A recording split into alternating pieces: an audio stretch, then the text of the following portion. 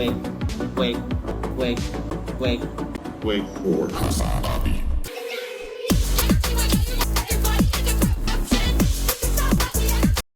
This is what it's about, okay?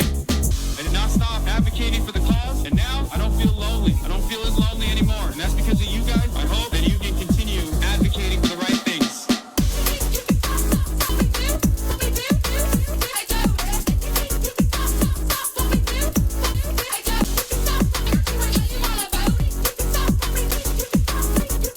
What's going on, everybody? I hope everyone's having a fantastic evening, fantastic afternoon, fantastic pre-noon, no matter where you are in the world. I'm Hassan Piker, and this is the HasanAbi broadcast coming to you live from sunny Croatia. That's right, folks. I'm live and alive, and I hope all the boys, girls, and MBs are having a fantastic one. Hold on. Everything is falling apart. As soon as I got the broadcast started, literally right on cue, as soon as I got it started, my mic stand that was perfectly stable up until this fucking very moment decided to break.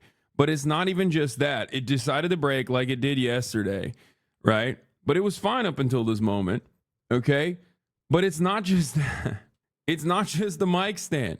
My camera also decided to fucking start like pulling and pointing downward for some weird reason. Incredible stuff. Okay. All right, strong start to the broadcast, folks. And it's effing. It's already effing. Is it effing? That's great. I'm back in this fucking hotel, if you couldn't tell. And I have to fix this camera angle. God damn it. Anyway, it might F. It F'd in this hotel before. No F's last night, though. That was cool. We were able to keep going. Because last night, we were not in Dubrovnik. We were on some random fucking island. And the random fucking island internet was better than this goddamn hotel. Hold on. What is happening here? I gotta fix this fucking thing. What's up, folks? I'm live, I'm alive, and this is another beautiful day, okay? That's so crazy. I set everything up so perfect, you know? Got on a fucking boat, got on the boat with the family, got back to fucking Dubrovnik, you know, back to the same fucking hotel room. I already know what the setup looks like here. I'm used to it. I'm ready to fucking go, right? Like I'm like, yeah, this is a familiar territory. We're back in the pocket, right? I'm thinking to myself, this is easy peasy breezy shit, right? Like, this ain't no thing. Well, it turns out it is a thing, okay? Turns out I set everything up so mint, went, took a shower, thought, okay, I have a little bit of time. You know, I did my reading on the way over here. I'm like fucking stoked. Looking at Discord. Everyone is like, you know, I see the TMZ news article come out and TMZ's like, TMZ exclusive, Joe Biden is quitting, potentially. And I'm like, that's crazy. Well, how the fuck did TMZ get that goddamn thing? Like, how did they get that exclusive? You know what I mean? Like, what the hell's going on? Like, anyway, then I see the New York Times, which is not as reputable of an institution as TMZ is, obviously. And when I saw the New York Times reporting on it, I was like, damn, this shit is pretty fucking serious. Having said that, you know, I did all of that, got ready to rock and roll, put all my eggs in order, my chickens in a row. I don't know what people say. Don't ask me these questions, right? I don't know what these sayings are. But I got everything ready to go, ready to rock and roll. I take a shower. Also, my face is burning. I got my ducks in a row, not my chickens. Why the fuck do people put ducks in a row? See, that's weird. That's a weird thing to do. Don't put those ducks in a row, dude. Let the ducks thrive, you know? If they want to be in a row, let them fucking be in a row. You don't have to organize them yourself. You feel me? Anyway, what was I saying? Yeah, I got all the stuff ready. I got all the stuff dialed in. I'm thinking like this is gonna be a banger stream, you know, ready to go, ready to lock and load. It's one of those streams where like I start a little bit earlier. Like I didn't even start at exactly 10 a.m. LA time. I started earlier than that. And then all this shit broke down immediately as soon as I like turned on the camera, which is pretty crazy.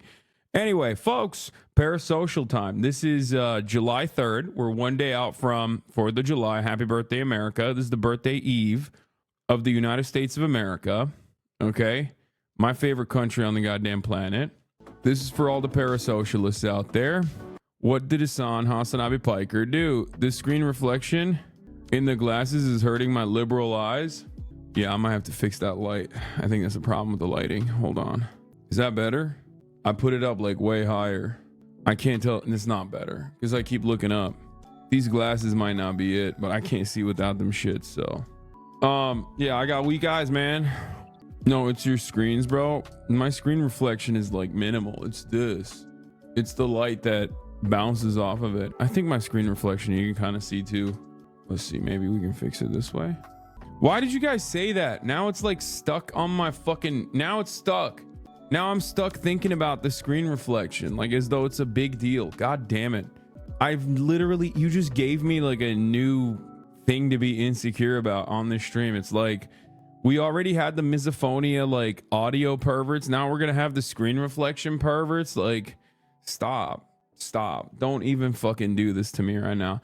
Anyway, yeah, last night I did that banger of a stream for like 5 hours. Was it 6 hours? I can't remember.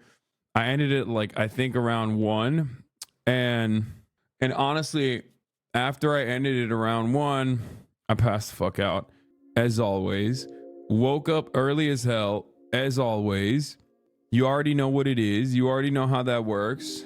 Anyway, packed my shit up, got on a goddamn boat, and we went to a bunch of different islands, and we went island hopping, and we went like in the water and stuff, which was pretty cool. And I of course tanned a little bit, which, you know, pretty great overall, pretty fun stuff. Jorking it, no, I have not had time to jork it. I've been wanting to jork my shit off, but I can't. No jorking the peanuts, because like I just don't have time. I'm like, when the fuck would I do it? You know what I mean? No jorking it. Anyway, so got on the boat, went to some islands, you know, tanned a little bit, finally had some steak. My dad went and got some steak from one of the markets. I had some steak and eggs, and I was like, it literally felt like, I'm gonna be honest, it felt like, you know, felt like I was a human again, you know? For the past couple of days, and I actually made a TikTok about this, so go watch that if you would like. We should watch that, as a matter of fact. You know who the most feared warriors in ancient Greek? What is this? No, dude, what the hell is this? The Spartans are the most feared warriors. Shut the fuck up, Tristan Tate. Anyway, yeah, I made a TikTok about this. I made a TikTok about my protein intake and how, you know, how shitty it's been. No steak ever again. No jorking the peanuts ever again. No steak ever again. It's fine. It's easy. Anyway, so like for me, I haven't really had a lot of protein, so I felt pretty good about the protein situation at lunch. Made me happy to, you know, eat some motherfucking prot. You are Turkish. Why would you need protein? Brother, have you seen my shit, dude? Look at this, bro. Look at my shit, dude. I got vascularity even without like really flexing at this point. Like, what are we talking about here? Look at that.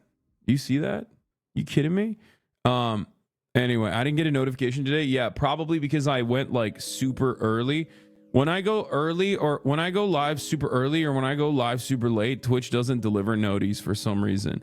What's your body fat right now, you reckon, King? Probably like 16%, 17%. It's nothing to write home about. But anyway, as I was saying, someone said 28%. Yeah, I'm like 70% body fat.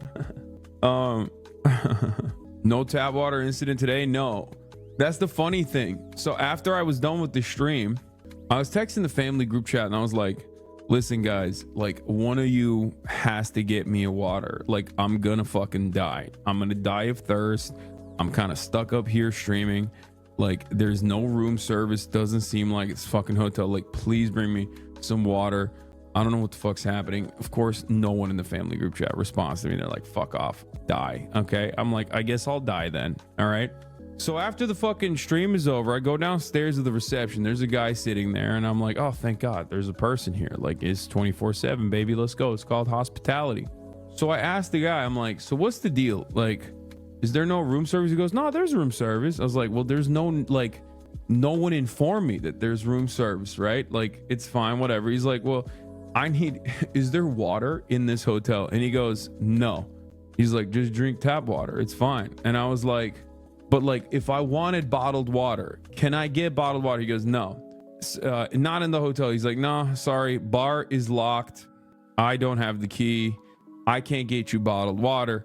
I'm like, okay, what about the restaurant? He's like, restaurant is locked. I don't have the key. I can't get you water from the restaurant. I'm like, okay, are there any stores?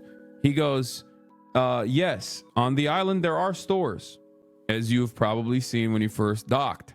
The problem is, however, all of those stores are closed right now because it's, 1 fucking a.m. And that's like kind of valid. That's valid. Like for real. That's actually valid. But it was just like, I'm just, I took the L. I just drank a whole bunch of Croatian tap water. Someone said water at 1 a.m. lol. Bro, tap water is fine. You aren't in America. Honestly, probably. Like, I would much rather drink some fucking Croatian island tap water than Los Angeles tap water. So, it'll be all right.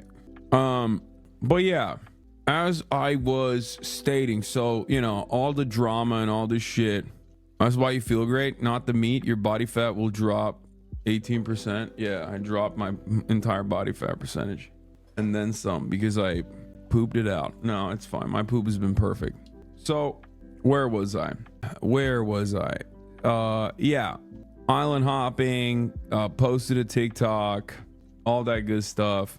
Came back, saw one of the fucking crazy islands that these guys have, where apparently they like built one of the longest walls of all time. Like, it's the second longest wall after the Great Wall of China. Because they were like, yo, these Italians, bro, you can't be trusting these motherfuckers. These Venetians, dude, like, I don't trust them at all. They're trying to fucking come in and take this shit. No way. Yeah, Stonewall, right? So they did that. And it's weird because it's like, they also like designed it like a pentagram. I don't know why they did it like that. It's odd, but it's kind of cool. I saw that. That was chill. Blood's looking at walls. Yeah, bro. That's what I'm doing. That's what it's called, being cultured, bitch. Yeah, you fucking go to a different country, okay, and you look at walls and shit. That's what you do. Star forts are the hardest to siege. Wait, really? Bro, they had the rust technique? Are you kidding me? Wait, hold up. These motherfuckers were building rust bases, dude? Yo, they literally were, oh my god, they were try-harding like they watched a YouTube tutorial. That's why it's like literally fucking designed like a star. I asked the guy, I was like, why is this designed like a star? He's like, oh, it is to cover city. I was like, bro, you have no idea what the fuck you're saying, okay? I do not see a city on half of this fucking mountain, okay? There is no city behind these goddamn walls. Like, it's just there. It's for no reason, right? That makes sense. Maybe it's the hardest to siege, I guess. Star forts allow the other 2 points to protect one under attack. Bro, I'm telling you, these guys literally are such tryhards. Okay? Oh my god. Croatia, the most tryhard fucking country of all time, dude. They were like, nah. Stalin should have let Tito take over the entirety of Italy. That's a totally random point that is neither here nor there, but I've been thinking a lot about that. Anyway, that was kind of fucked up. Stalin is a little bit fake on that front. Anyway, that's crazy though. So, no, it's shaped like that to scare off the Christians, bro. What are you talking about? The fucking Hrvat are Christians too. They're Catholic too. What do we mean? What are we talking about? By the way, yeah, Tito also Hrvat. Do you want to become the new Tito of the Balkans? No. Okay. Do I want to become the new Tito of the Balkans? No, dude. Honestly. But if I was, dude, I'm telling you right now, Albania, unified. Oh shit. I'm talking too much about the Balkans right now. I'm talking too much about the Balkans, boys. This is not, I started talking about uniting Yugoslavia with Albania and shit. Like, immediately I get a little bit baby F. Like, the Croats are after me. They fucking saw me. They saw me speak too much truth. And they said, fuck balkanizing. I said, fuck balkanizing. We're turning the clock back. Okay. Enver Hoxha, HasanAbi collab stream. Tito 2 HasanAbi Boogaloo. Yeah. Anyway. Oh no, he's Balkan posting. Tito 2 HasanAbi Boogaloo. Yeah. Anyway. Oh no, he's Balkan posting. Must stop. Have you visited the Nazi pit? Is that in Croatia? The Nazi pit, I believe, is in Croatia. The Ustazi, like the murder pits. I have not visited them. I haven't really visited much. I've just been swimming in the water and shit. Is near Bosnia. Yeah. Balkan was a colony of the Ottomans. Yes, I know. That's why I'm the one to do it. It was not Tito. It was me. The Balkan man. Okay. The Balkan man needs a strong Turk leading holding on to the reins. Okay. It's just like, that is what's natural. That's the natural order of things. They need a strong Turkish man to come in and be like, give me your tallest. I will make them basketball players, even if they want to play handball. Okay? They are now being forced into the basketball mines. Give me your strongest warriors. I will turn them into ballers. Anyway, what was I saying? Yeah. The background looks like a psychiatric evaluation room. Yeah. Will you do reparations? I am. I'm doing reparations by fucking taking taxis out here. So goddamn expensive because they know my ass is not from here. That's my reparations for the enslavement of the Balkan population by the Ottomans. Okay. Where was I? Bro drinks like an iPad baby. Dude, I'm old enough to have an iPad baby. The fuck do you mean? Don't come in here with some TikTok like jinxie clip ass reaction baiting ass bullshit, okay? This ain't the jinxie stream. We're not playing Rainbow Six here. I'm 33 years old, motherfucker. Talking about iPad kids. I could have had like 12 iPad kids by now, okay? You're gonna Mr. Beast your family on that island? Yeah, dude, I'm gonna Mr. Beast them. I don't even know what that means. So what else happened today? I can't really think of anything else. I'm ready for a day. Hopefully nothing crazy happens. Like hopefully Biden doesn't just like drop out personally out of nowhere, you know what I'm saying? Or at least like waits for me to come back home before doing some fuck shit like that. But yeah, he's doing an all hands meeting right now. I know he's doing an all hands meeting. Hold on. Yeah, I'm on vacation. But I mean, people are always like, Hasan, why are you streaming on vacation? It's like, dude, it's literally like, it's 7:30 here. There's nothing for me to do anyway. This is like the time zone difference is so perfect. Anyway, oh my God, people are reporting in real time with the Jeff Zients all hands on deck staff call. All right, let's just do it. Okay. Brandon tells ally he might drop all hands staff meeting by Zients begins now. What will happen? Drop watch. Get in now. Okay. I'm gonna use that fucking gif. Hi. Did you see Your Rage lost his eye last night? What are you fucking saying? What? Your Rage lost his eye last night? Oh, also, in personal news, I mean, what the fuck? I did not see that. What does that mean? Elaborate, please. Also, while you elaborate on that, I will say, I clapped Margit on regular Elden Ring run. I clapped a bunch of mini bosses inside the castle. I'm actually I'm just kind of clamping on fools left and right, just punishing motherfuckers left and right with the bloodhound. I need a good katana. Oh, my GQ profile came out. Let's go. But this is just the Middle East GQ Middle East profile. There's also the Wired magazine profile that's like also going to be accompanied with like photos and stuff. Bro is owning ops. I am. My goal is to, bro, if I stay here for a little bit longer, I'm literally gonna catch up. I'm gonna catch up to my fucking PlayStation 5 character. Just kidding. I'm only like level 30 or some shit. But yeah.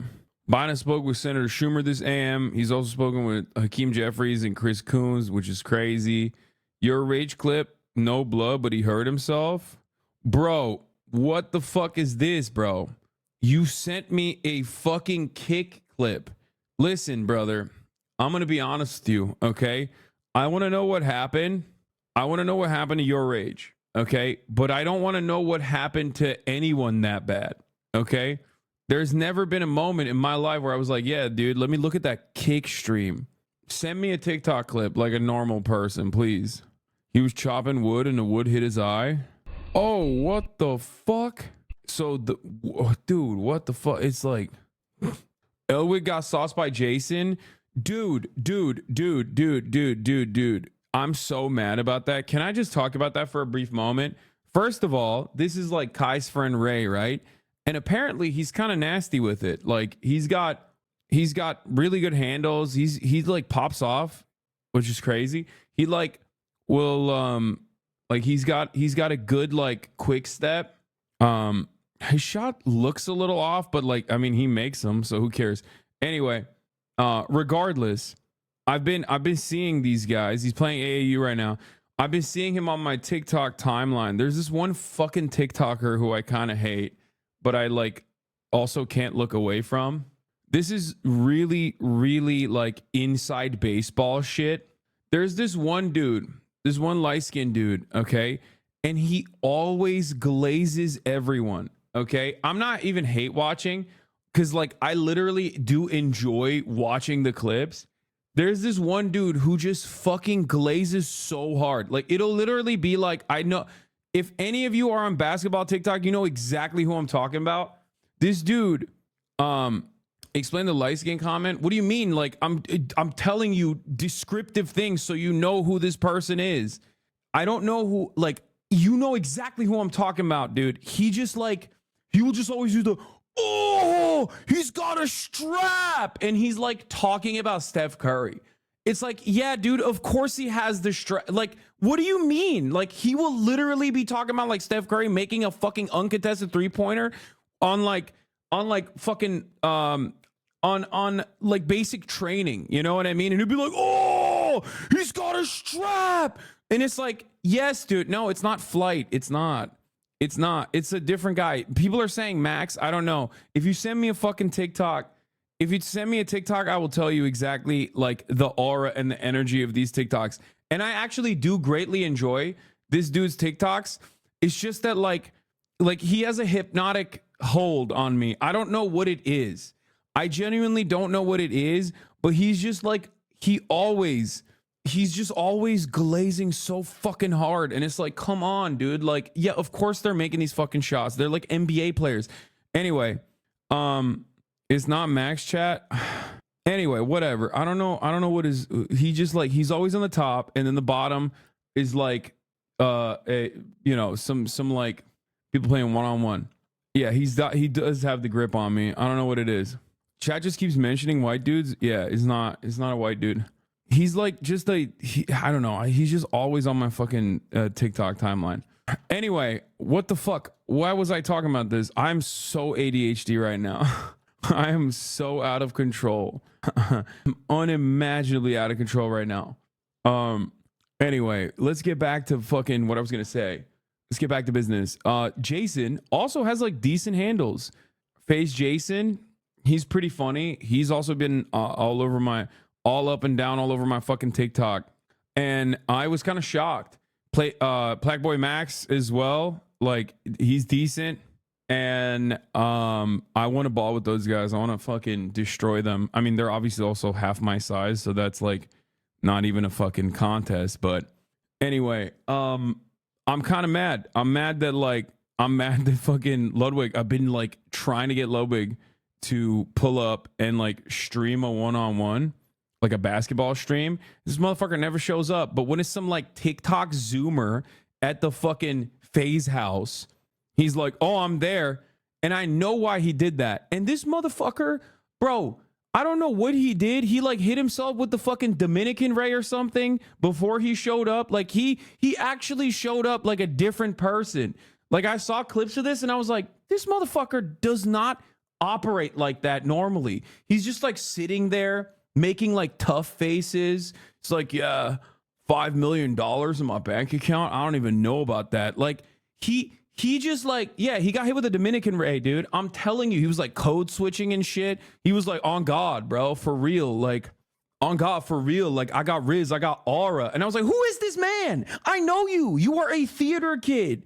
You're a white guy from New Hampshire who went to fucking Arizona with an English major, dog. You do not talk like this, okay? He was talking like I talk when I'm in New Jersey, okay? Like, I have two speeds. I do have an East Coast speed. It's just how it is, okay? And like, and that is like, when I have that energy, when I'm in New York or if I'm in New Jersey, I do start talking a little bit like this, like, hey, chill, right? That's just, you code switch like that. But that's also because, like, you know, I went to school there. It's a little different, okay? This motherfucker went to New Hampshire. What? He's from New Hampshire. Your parents, your grandparents are related to one another, bro. You cannot be fucking sitting there on the stream being like, sup? Yeah, on God? For real, dude? Anyway, I saw this fraud. I saw his fraudulent ass clips on TikTok on my For You page. I saw his fraud, okay? I'm calling him out right now. I've been trying to 1v1 this motherfucker for the longest time, and he won't do it. But when he can fire off a couple TikTok clips because he knows Jason's popping on TikTok, he knows like Ronaldo's popping on TikTok, he goes over there and he does a fucking IRL stream with them. Meanwhile, I've been trying to get him to do an IRL stream where we do a 1v1 for the longest fucking time. He would never show up, okay? Anyway, speaking of which, though, I do want to fucking ball up with the FaZe boys. That's besides the point. Jealous boyfriend energy? Yes. No, I am jealous. I'm jealous because he got the ball with them because I would love to do that. Bro scammed Jason too. Didn't get him the pokey phone call after he won. Wait, really? Bro, you paid to make content with him. You just haven't redeemed it yet? Oh my God, I forgot about that. Anyway, I did pay for Ludwig in the auction. That's right. I forgot about that. Anyway, that's besides the point. This is neither here nor there. That was just like a little bit of a gripe I had personally. Okay, it's just on the top of my mind. So I was just, I was just thinking about that. He's a fucking fraud. I said I've been begging for a ball stream, and you pull up to the FaZe one. Fraudulent bitch, dude. Ludwig is always too busy. Rage has a bad leg and eye now. Any excuse for your ball ops to not meet you in the court? Yeah. Get so mogged, auralist, socialist. Well, whatever, dude. Wait, you bought a white boy at an auction? Martin Luther used to pray for times like that. Yeah, Martin Luther. Like not even Martin Luther King Jr., just Martin Luther. Mr. Reformation himself, you know what I mean? He was like, when can we start buying white folk? Very different dream than MLK Jr. When he was pinning that shit on the church wall, that's what one of the things was on the church wall. It was like, when can we buy white folk? It's a hell of a reformation. Yeah, he was like, I want to reform society. He said he has a dream. Okay. He was like, I have a dream. He actually is the OG guy who had a dream. It wasn't Martin Luther King Jr. who had a dream first. It was Martin Luther himself who had the dream. And the dream was, when can we start buying white folk? Yeah, the hidden 100 thesis. Historians don't want you to know there's one secret thesis.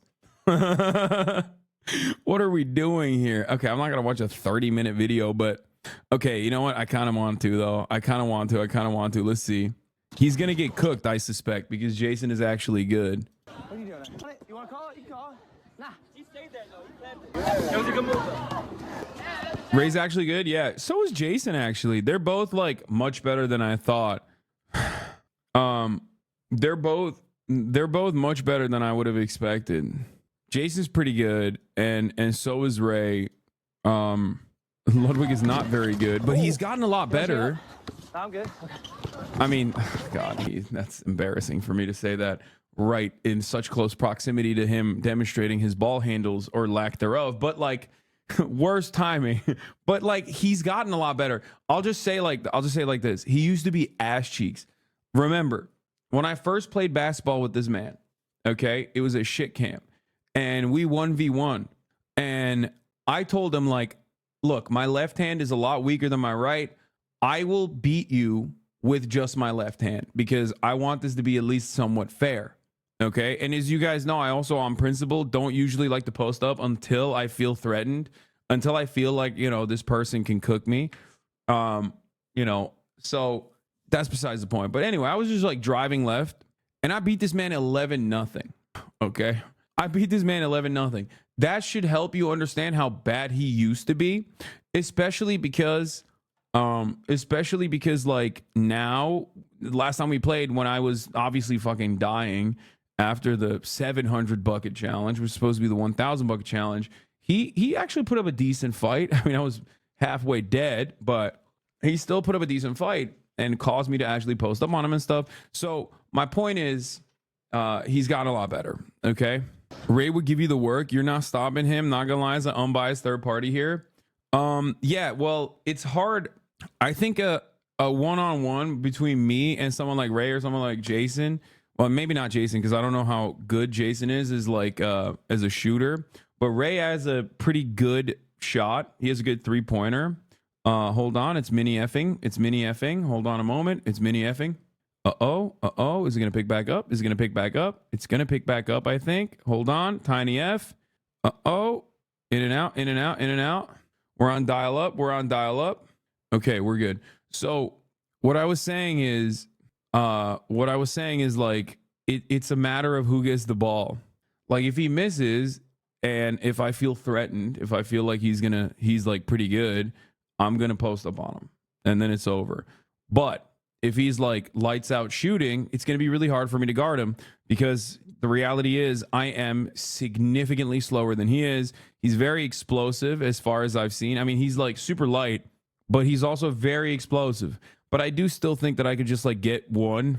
Like I'm so much taller that I could probably block one of his, if I could like bait him into driving and then block one of his layups, then I'd take the ball and then it would be over. Anyway, I still think like one-on-one doesn't mean anything ultimately, but I still think I could cook him.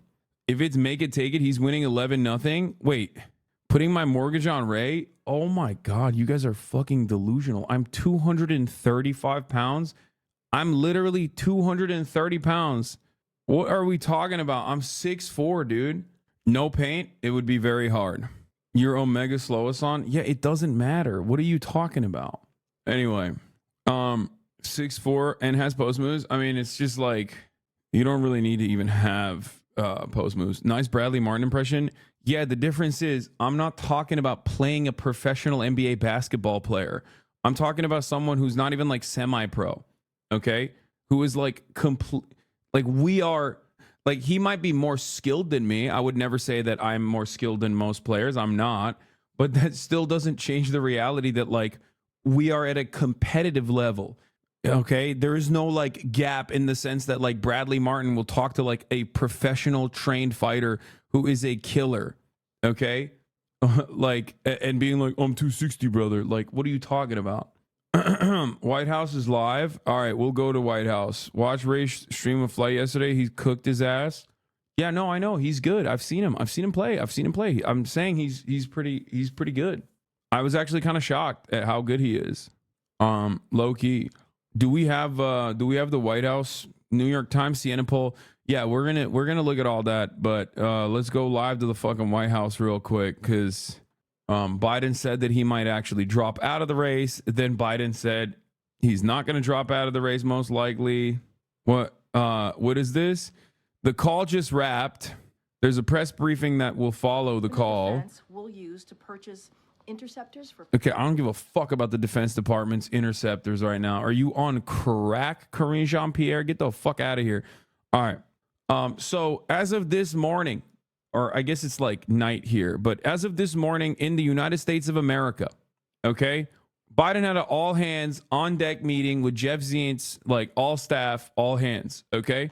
Biden also started talking to top Democratic Party officials, finally, after like a tumultuous week of post-debate conversations urging him to drop out, including the New York Times and even some active Democratic Party members, even, seated representatives and the like. And obviously, when the New York Times reporting came in earlier today, a couple hours ago, about key allies. Brandon tells key allies he might drop out. I thought, oh, it's going to fucking happen, right? Any day now, any moment now. However, it turns out that the malignant narcissist who personally believes that he is like always down and out, but a tough fighter nonetheless, is not dropping out. He has said, as of now, since that call, President Biden on campaign call to just rap per person on the call. Let me say this as clearly as I possibly can, simply and straightforward as I can. I am running. No one's pushing me out. I'm not leaving. I'm in this race to the end, and we're gonna win. Bro thinks this is like he dude, this is like old school. This is some straight like, God, I don't want to say Stalin. People are gonna get mad at me, but this kind of is giving Stalin. Bro thinks he's a fucking authoritarian strongman in like a Latin American country or something. Like, what do you mean you're holding on? What are you holding on to, bro? You are not him. So, yeah, just a couple of things. You're holding on for dear life to your life. The president has certainly spoken to this many times about the debate, and so he had an opportunity to do that in front of supporters, and as you just stated, he did that. He owned that the debate was not his best night, and he said himself, it's not an excuse, but it's an explanation. I was standing here yesterday, and many people were asking why and what's the explanation, and that's what you heard from him. Look, the two, I think, in addition to the two major trips, he was also continued to do his presidential duties. He worked late in doing that, and he also prepared for the debate. And on top of that, you got to stop with that. You have no business with this. You have to stop.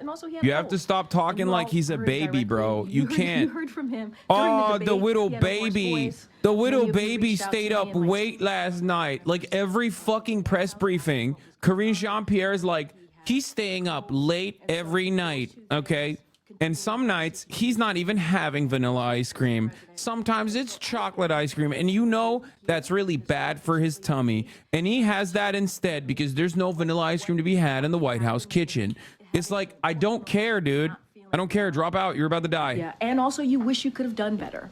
And so he took ownership. I think that's important. And he's going to continue to make a strong case for his agenda. And that's what you're going to see. I'm not going to lie. This is way worse than the Biden has sex with Jill Biden super hard leaks.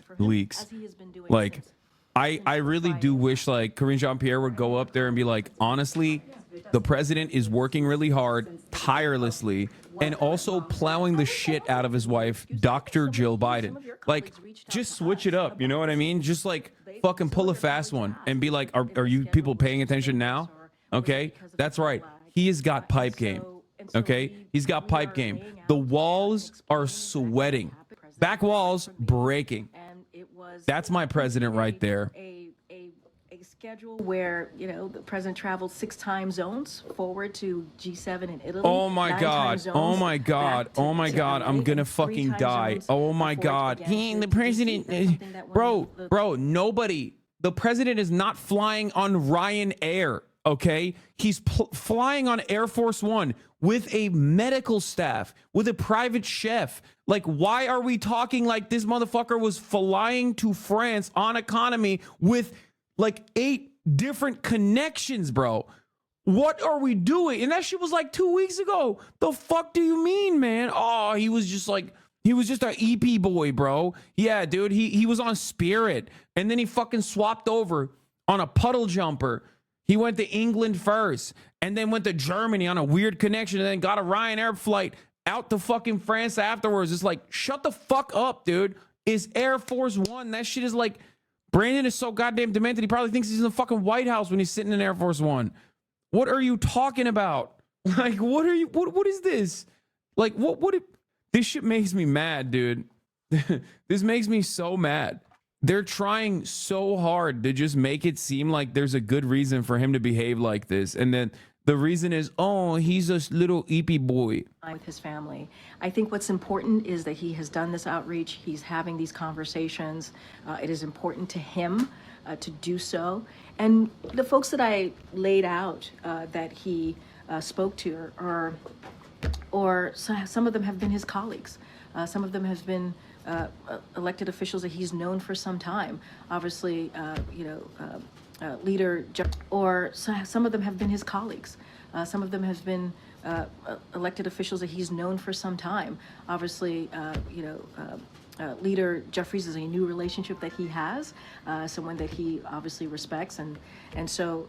It is. I think it's important to note that there were strong only conversations. now. She's like, He finally reached out to the fucking the Democratic Party House leadership. Finally, only a week and a half later, dude. That's crazy. You left his ass hanging for a week and a half, as people were like, "Is he dropping out? Is he dropping out? Is he dropping out? Is he dropping out?"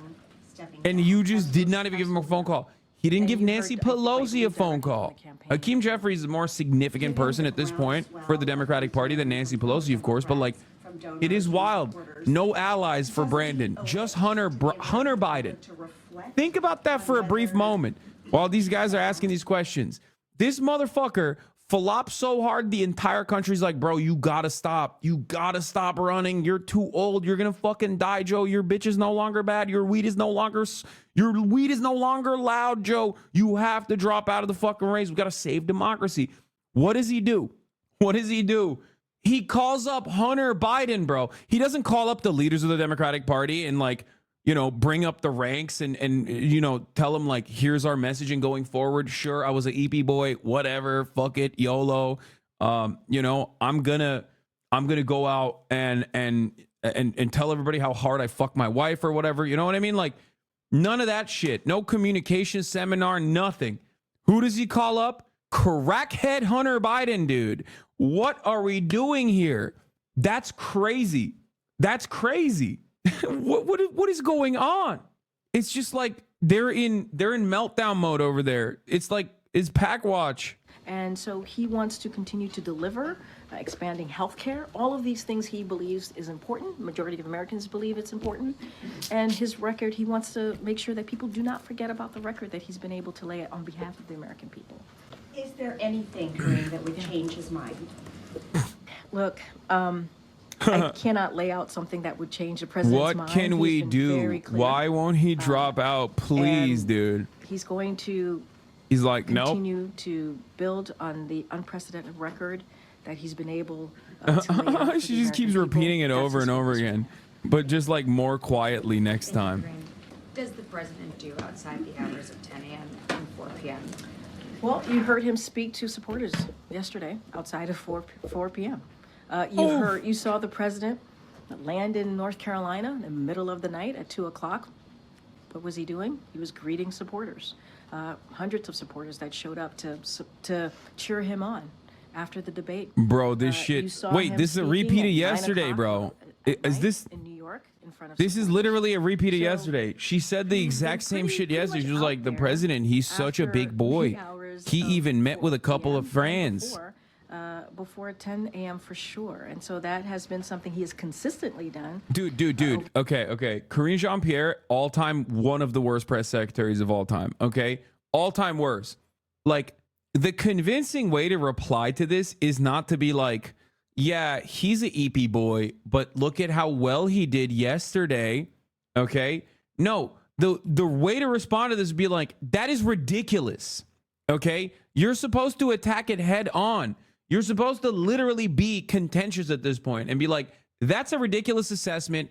The fact that you are even questioning the president's mental faculties is insane to me. It feels like I'm talking to Fox News. Like, that's what I would do if I was press secretary. Okay. I'd be like, am I talking to Fox News or am I talking to the New York Times? The amount of hack jobs that you guys are throwing in the way of this administration that has done a phenomenal job recovering from COVID, doing, building America back better, doing the IRA, doing things that are unimaginable, inflation under control, record numbers on job growth. And you guys are over here asking, can he be up after 4 p.m.? You saw him on camera yesterday in North Carolina. That was at 2 a.m. What do you think he was doing? He was greeting fans and supporters. Okay. Do you not have watches over at the New York Times? Instead, obviously that would be like still gaslighting because like ultimately Biden is an EP boy, but like just have a little bit of energy, man. What are you doing? Have a little bit of fucking energy. What are you doing? She's like, oh, well, the president was, he sent me a text message at 9:30. He said, I'm up, by the way. and he took one little baby nap in between, but his nap times are actually much, much shorter now. It's like, no, dude, that's not the way to address this. You're doing a bad job. You're doing a bad job, KJP. You're doing a bad fucking job. They want to see him. But It speaks to that. But we didn't share that information ahead of time. Now, if You she all were to say asked that, I'd what still was shit going on her and because then she's we shared that lying, but like information. at least she'd be We didn't better at her use fucking that. job. We didn't use that before the debate. You all asked, hey, is he under the weather? And we confirmed that he was under the weather. He pushed through. That's what this president does. He is going to continue. Nevertheless, he persisted. I'm persisting too. Persisting to fucking drop this goddamn internet, dude. Holy shit. It's going to come back. It's going to come back. It's in and out. There's going to be some cuts. Boys, girls, there's going to be some cuts up in this bitch, okay? It's a little patchy. It's a little patchy, but it's going to get back. It's going to get back stronger than ever, stronger than before. Nevertheless, she persisted type shit, okay? I'm talking about my internet. I'm not talking about Hillary Clinton. You know, this is her story. And we're making history, his story. But it's not his story. It's actually her story. Come on, please come back, the internet. Please don't fucking cook me again. I'm going to lose my goddamn mind. All right. You might also be losing your goddamn mind thinking like, why am I seeing an ad right now? Well, that's because it's the top of the fucking hour. Okay. And at the top of the hour, there's a 3-minute ad break. If you no longer want to see those ads at the top of the hour, however, all you need to do is subscribe. We're going to keep rolling with the punches as though nothing happened, as though I'm not fucking effing again over and over again. My latency will recover. We will recover. Things will recover. Your latency is so bad by the time I see the F, you've recovered from the F. I don't know. I mean, put it on low latency mode or something. Sakura Gore, thank you for the 10 gift to subs, allowing 10 people to no longer see the ads at the top of the hour. Here's a 3-minute ad break now. I'm so fucking upset right now. Oh my God, it's effing again. It's effing again. It's going to be fine though.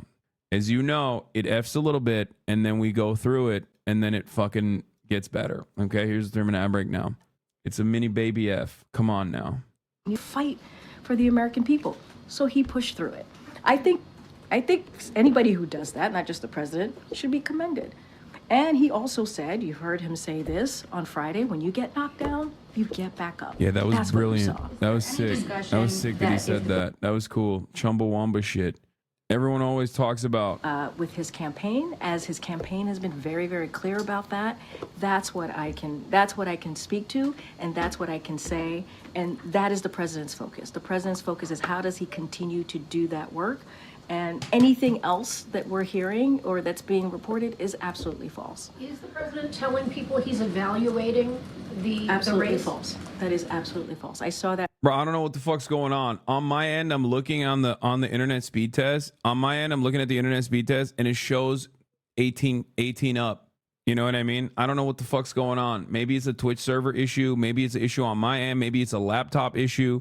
I don't know what the fuck it is. Maybe it's a skill issue. But the reality of the matter is, I'm fucking cooking right now. On my end, I'm literally looking at it and it's saying reliable upload speeds, okay? Chat is probably delayed. That's why I'm saying F. I can't lower my bit rate. I've already started streaming. I'd have to end the stream and restart it. I don't know if like it's the OBS being overloaded. It's probably the internet still, but let's continue. And that's what I would focus on. The president continuing to be very steady and continuing to work on for the American people.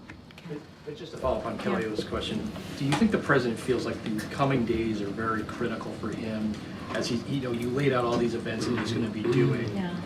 Are these events very important for him to show to the American people that he still has the ability to be the nominee? I would say that this moment is critical, regardless of the debate or not. We are living in an important moment right now. Everything is at stake. And I got to be mindful because this is all connected to what's happening in November. And I think any leader would say they always have to prove to themselves to their constituents, right? It is a day in and day out work. And yes, the president's going to have engagement. He's going to be out there speaking to the American people. Obviously, we mentioned Wisconsin. He's going to do an interview in Wisconsin as well. We talked about Pennsylvania. But the president was also out last week. Atlanta, North Carolina, New York, where he saw supporters. This is a president that has been consistently out there talking directly to the American people. He understands, as you all asked me about the economy and what people are feeling. He understands that they have to hear directly from him, and he has to continue to do that so that he can lay out his agenda. He can lay out what he wants to continue to do. It's always going to be part of, the calculation, right? To continue to prove to the American people that he can continue to do the work and deliver for This is so fucking bad. Deliver on behalf of the American people. And Jeff had the staff meeting today. Can you just give us a rundown of really what he tried to get across? And is there a morale issue in the White House right now? It's a fair question, and I do have a couple of things I want to say. As you just said, the Chief of Staff, Jeff Zients, did have an all-staff call. He wanted to gather the team across the building and acknowledge what the president said himself, right? That the last few days have been challenging. We've been very, very clear in acknowledging that. But we have had an extraordinary record to be proud of, and we know we have more work to do. The president says that all the time. He conveyed the importance of executing on our mission. He talked about the importance of coming together as a team and also having each other's backs. And so, look, he also said, which I think was really important, and I think every staff wants to hear, that the Chief of Staff door is open and is open to hearing directly from them any questions or any concerns. And, I think that's what you do as a leader. Thanks, Karine. If there are so many questions right now about whether President Biden can do this job, why are we not seeing the president out there every single day in an Even the sign language interpreter doesn't believe what she's saying? You're going to see him today, It's certainly, bad. and I know you're asking about the teleprompter. It's bad. You're going to see him tomorrow, right? 4th of July. It's bad. You have an opportunity to welcome active duty military and their families, and certainly their loved ones here on the South Lawn, as he does every year. And I think that's going to be important. He'll be able to engage with them and thank them directly. And you'll see him in Wisconsin, and you'll continue to see him, obviously, in the upcoming weeks. Look, it is not unusual for a president to use a teleprompter. It isn't. It is not unusual. That is something that presidents have done in the past.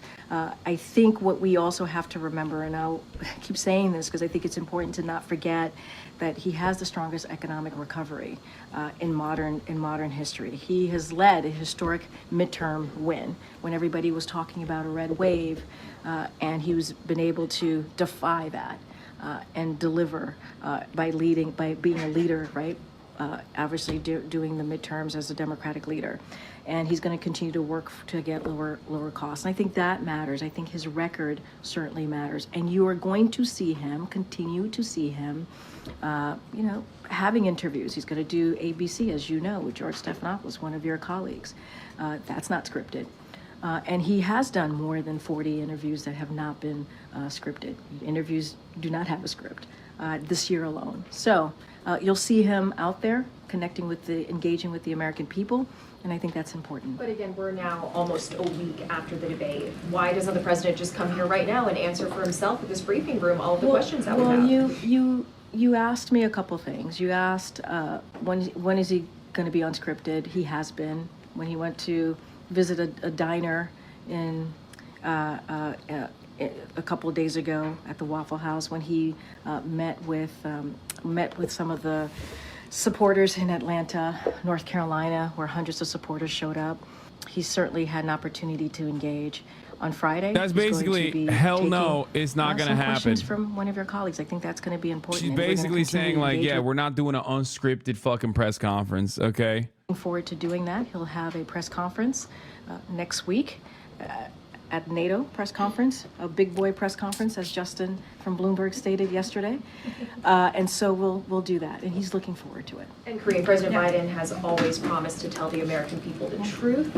So can you be straight with us and the American people? Is the president clear-eyed about what it takes to stay in the race, and what it would take for him to drop out? The president is clear-eyed, and he is staying in the race. I don't have anything else beyond that. He's staying in the race. That is what the president That's for a has Dell promised laptop. to do. I don't have. That is what he wants to continue to work on, the successes that he's Killer had. His record is networking? unprecedented record, and that is what the president is focused on, continuing to deliver for the American people. And he looks forward to doing that.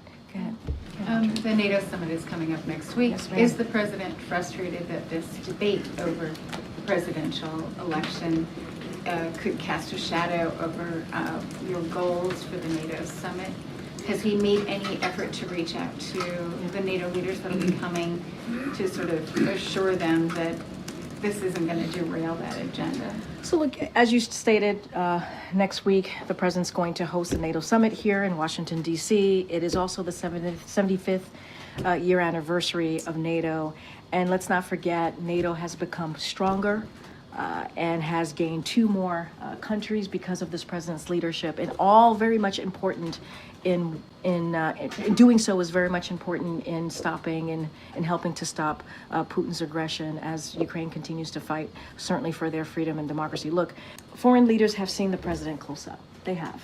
And you know, and close up and personally for the past 3 years. And I think that's important to know. They know who they are dealing with and how effective he has been. I just talked about how NATO has expanded because of his leadership, how NATO is stronger because of his leadership. And I think that's important to note as well. And Wait, so what is Joe Biden's platform? Look, NATO. You're going to see. Joe Biden's platform is NATO. He's running for the Ukraine vote, which is, I mean, that's like the one aspect that they keep hammering over and over again. And it's like, I'm not going to lie, dude. I know there's a lot of Os and Andes in this community. I know there's a lot of people who care about this sort of thing. But like, as far as the broader American electorate, like, if you were to be like, hey, man, do you want free healthcare or you want a stronger NATO? Everyone would be like, what the fuck are you talking? They would shoot you in the face. Okay. They'd be like, what are you saying to me right now? Hey, do you want to fix the potholes or do you want a stronger NATO? Do you want, I don't know, insert anything, like any kitchen table issue or a stronger fucking NATO? Most people will be like, what is NATO? I don't care. Shut up. Okay. Do you want a better American infrastructure plan or do you want a stronger NATO? The fuck are you talking about, NATO? What? I have not spoken to the Office of Legislative Affairs, so I can't speak to that. What I can say is the president certainly has looked forward to working with Democratic leaders and congressional members over the past 3 years. For the record, before people get mad at me, I'm not saying these two things are at odds with one another, even though they technically are, because NATO is a fundamental part of the American military-industrial complex, which is basically a fucking parasitic force that sucks up all of the resources that could be going to the things that I'm talking about. And yet, ultimately, you could do both technically, and that's not what I'm saying. That's not the issue presented. It's just that if you're constantly only talking about how NATO is stronger, you basically are undermining yourself. You're not presenting your best self. You're not. I'm not a pro-NATO person, obviously, but that's besides the point. I'm personally talking about like Biden's reelection right now, and it's probably the dumbest fucking thing to talk about. Like, I feel as though it's the dumbest fucking thing to talk about, to be like, yeah, you guys got to reelect me because I'm doing NATO. It's like, I don't think Americans care about foreign policy that much. Even when it's Israel, they don't care about it enough. And it's just like, you know, it's just a ridiculous way to try and win a reelection. Has the White House, have you sort of missed the boat in terms of responding quickly enough? I mean, I spoke to someone today who said it was too little too late. Quickly enough on what specifically? In explaining and discussing what happened at the debate and reassuring donors and other people that, you know, he intends to keep running. Look, as it relates to donors or anything political like that, obviously that's something that the campaign should respond to.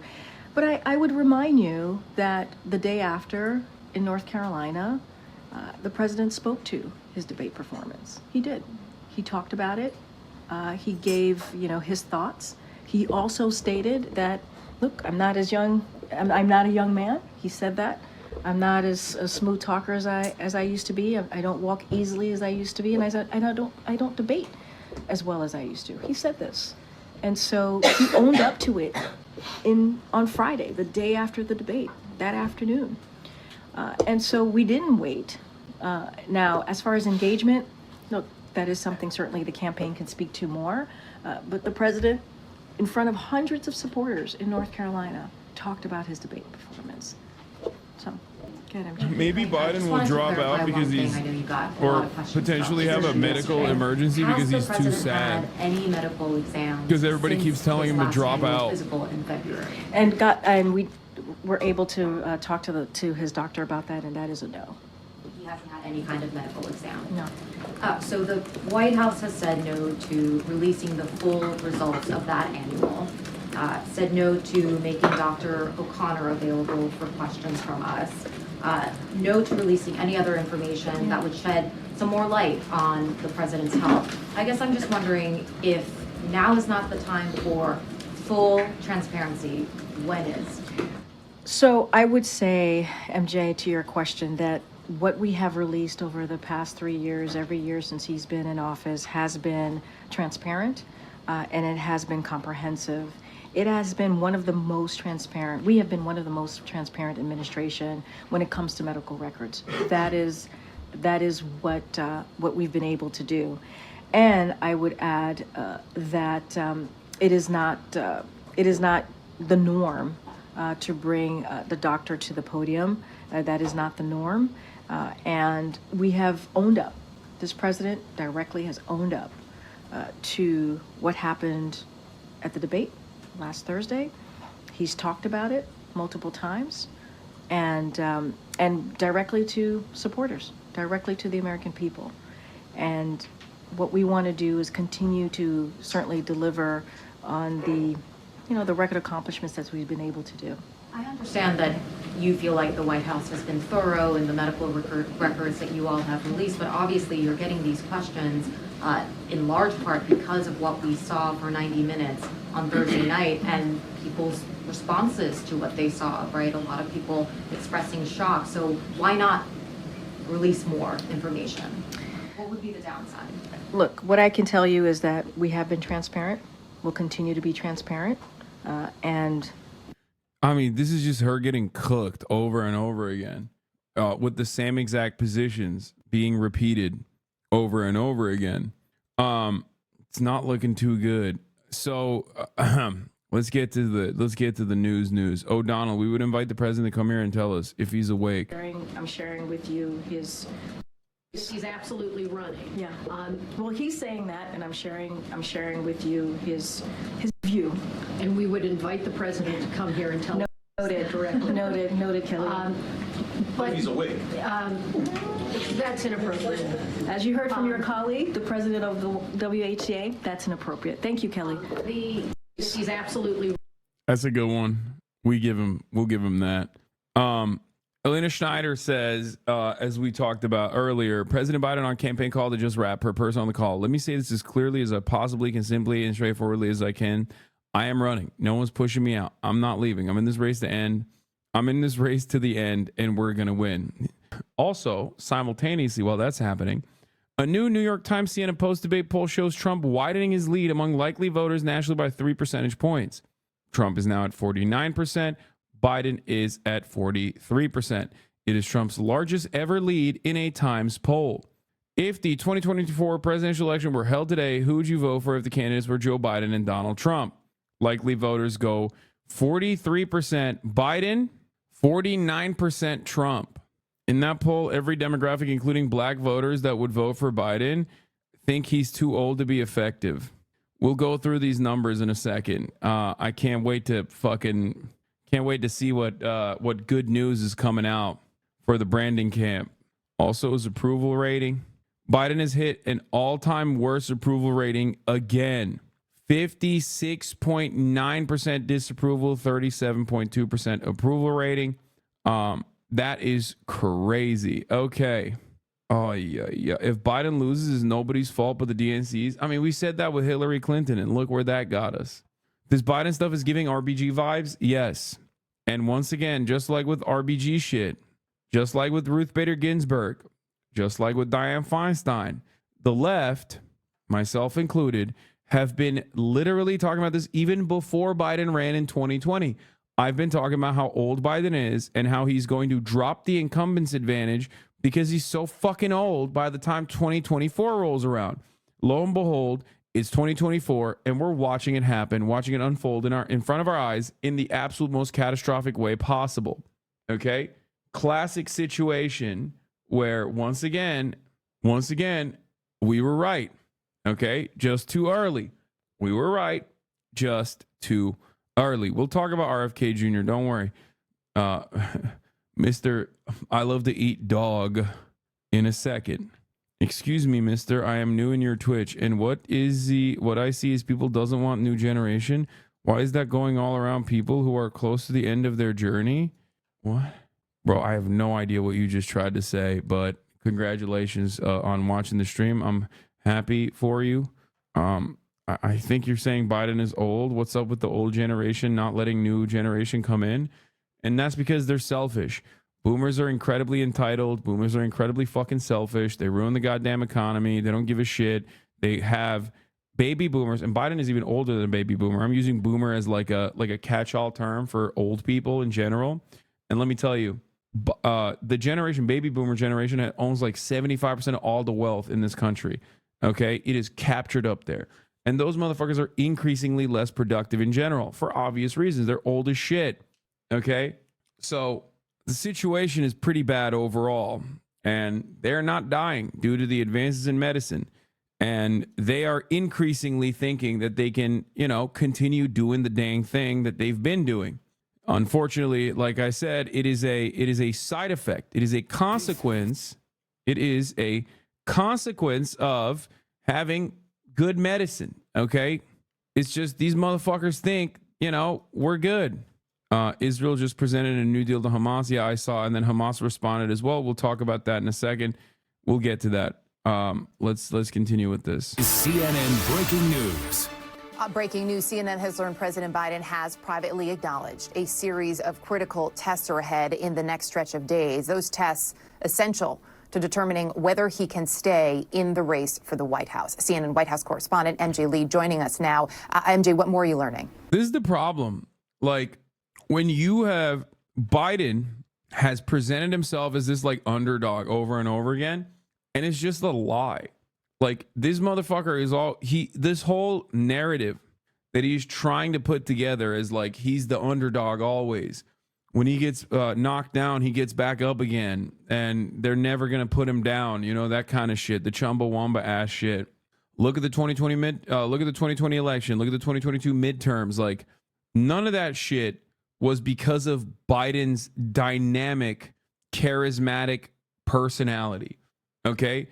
We looked at a poll yesterday. 67% of Americans say they want to vote against Trump. 67% of Biden, likely Biden voters, say they're voting against Trump, and 33% say they're voting for Biden. That percentage is damn near identical to 2020. That wasn't because Brandon was the guy, even though MSNBC and CNN and all these other liberal institutions that are fraudulent and did not want Bernie Sanders because they were fucking terrified of even moderate social democratic progress, wanted to put an institutional cadaver in a position of power instead, and constantly presented Joe Biden as the guy who can beat Trump, the only guy who can beat Trump. But at the time, the polls showed the exact same fucking reality. No one was voting for Biden because he was a dynamo. No one was voting for Biden because they genuinely love Biden. People were voting for return to normalcy. People were voting for competency. Okay? And throughout the past 4 years, Joseph Robinette Biden demonstrated people were voting for return to normalcy. People were voting for competency. Okay? And throughout the past 4 years, Joseph Robinette Biden demonstrated slowly but surely that he is, his faculties are diminished, and it's not actually normal. It's not business as usual. And also that he is kind of incompetent. Okay? That's one of the biggest aspects. That's the biggest selling point for Brandon. There's no there's no ideology that is causing people to fucking go out and vote for him. It's just like they want competency and they want a Democrat because Trump represents chaos. And, Biden is an old school politician. In 2020, they still saw all of that and were voting against Donald Trump. 2024 comes around, those percentages haven't moved. 4 years of incumbency, and those percentages haven't moved even a little bit. That does not spell people love the past 4 years of the Brandon administration. Okay? If you're in power for 4 fucking years and people are still like, yeah, I guess I'm voting against Donald Trump, then, you haven't really done much, or rather, you haven't really communicated what you've done well enough. Both of these things are true to a certain degree. And that's where we're at. That's where we're at with the situation. Okay? Erica, what I'm learning, and this is according to an ally of the president's who spoke with the president directly yesterday, is that the president has privately acknowledged that the next stretch of days are going to be so critical to the question of whether he can save his re-election campaign. The president, made clear to this ally in this conversation yesterday that he understands what circumstances would prompt him to basically accept it's just not working. This person who spoke to the president telling me that he sees the moment, he is clear-eyed, and they said that the president is very clear on the series of potential events that could come in the coming days that would prompt him again to accept that what he's trying to do to turn the narrative, turn his campaign around, isn't working. This person said, quote, the polls are plummeting, the fundraising is drying up, and the interviews are going badly. He's not oblivious. This is, of course, the person paraphrasing the conversation that they had with the president yesterday. As you know, this is a really significant window into how the president is going to be handling the next important stretch for his campaign. His campaign is in an existential crisis right now ever since that terrible debate performance last week, and he is under tremendous amount of pressure right now from Democratic Party leaders, from donors, voters who have said last week, really demonstrated that he is not up for running for re-election or even finishing out the term. What happens if he performs the same in the September debate? He's not making it to September. He's not making it to the September debate, dude. There's no shot. Now, interestingly, I'm also told that in this private conversation yesterday, the president was also chastened and blamed himself, not his staff, for his poor debate performance. He said, I have done too much foreign policy, according to this ally that I spoke with, and he acknowledged that the back-to-back foreign trips that he had leading up to Thursday night's debate had been a mistake. We, of course, heard the president saying that at a fundraiser. Yeah, also, claiming that you're the underdog when you're the incumbent president running for re-election is so funny. That's literally also very Trumpian, which is seemingly what the Brandon re-election campaign has been so far. Turn orange, bring your fucking dumbass fail son into the White House with like meetings, inappropriately bringing them into meetings with staffers, and also incredibly reactionary immigration policy. And last but not least, portray yourself as the fucking underdog. Donald Trump in his re-election kept trying to present himself as an outsider. Okay? He kept trying to be like, I'm gonna make America great again. It's like, bro, you already were the president. Like, you're still the president right now. What do you mean? Make America great again. And then they tried to fucking revamp it and try to do CAG, keep America great, and that shit didn't work. So then he went back to make America great again. And it's like, okay, so you're admitting that shit ain't great. Like, that was a swing and a miss for the Trump administration. And that's the thing. Like, you can't really present yourself as an underdog when you're running as an incumbent. You just have to rest on the laurels of your success. You have to rest on the laurels of your administration, of your term. Okay? No wars, though. Yes, dude. The motherfucking president that like increased drone strikes by something like 400%. The guy who personally followed through on the fucking assassination of a foreign, top commander of a country that had a denuclearization agreement, a bilateral denuclearization agreement that took decades to put together. Okay? A denuclearization agreement that he actually cast aside. Yeah, he was actually not reactionary at all. You're so right about that, dude. He was so good on his fucking wars. Like, oh my God. Ugh. People are so fucking stupid about Donald Trump. It feels like they just like desperately want to vote for him. I don't understand it. They're like, I want to vote for him, but like, I can't get myself to do it. I can't get myself over the finish line. So please whisper sweet nothings into my fucking ear. I feel like that's the energy that people come in here with. It's like, yeah, dude, I hate the Democratic Party. Okay? I hate the Democratic Party. I want the same thing you do? No, the fuck you don't. If you're saying shit like no wars though, when talking about Donald Trump, what do you mean no wars, bro? There's never been a moment where America has 800 military bases around the fucking world that we know of. What the fuck do you mean no wars? Our global warfare is permanent. The notion that like, oh, a presiding president is not overseeing like complete death, destruction, and global domination is so fucking laughable as a take. Okay. I know the elite controls the war. We need to stop this shit. Yeah. Okay. Who do you think Trump is? You said the elites control the war. Like, sure, the military industrial complex has a big say, or other, you know, global capital owners in general have a big say in like American domination because they're the ones who actually benefit from it. But the notion that like, you know, Trump was actually fighting against the elite and wasn't firmly a part of the elite is ridiculous. Last night as well, the jet lag and the exhaustion heading into Thursday. You just dick riding Democrats, Law? At what point in this entire broadcast have I dick rode the Democrats?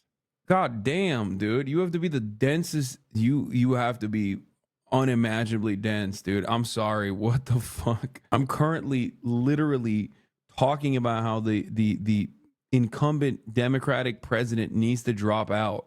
Okay? You literally cannot win. That's hilarious. Dude, I don't know. I don't know if like me shitting on Donald Trump doesn't mean I like the Democratic Party. Me shitting on Joe Biden definitely doesn't mean I like the Republican Party. Okay? Just had not been a good idea, the president told this ally.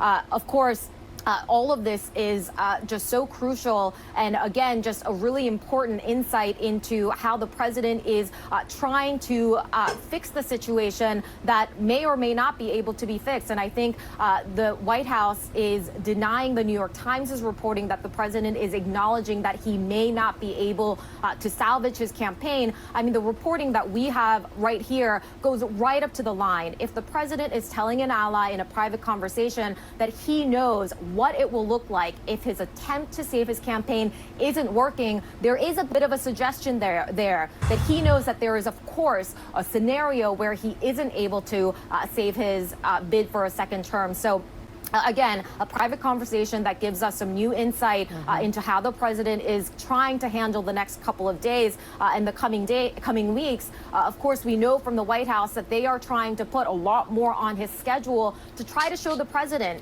in more unscripted settings, like the extended interview that he is going to do on Friday with ABC News. He is going to be getting out there into the country. That's not unscripted in the way that people want to see him, though. People want to see him in action in real time. Like, people don't want to just hear him talk in an edited fucking conversation. People have seen that already. People have seen that already. So stupid. Anyway.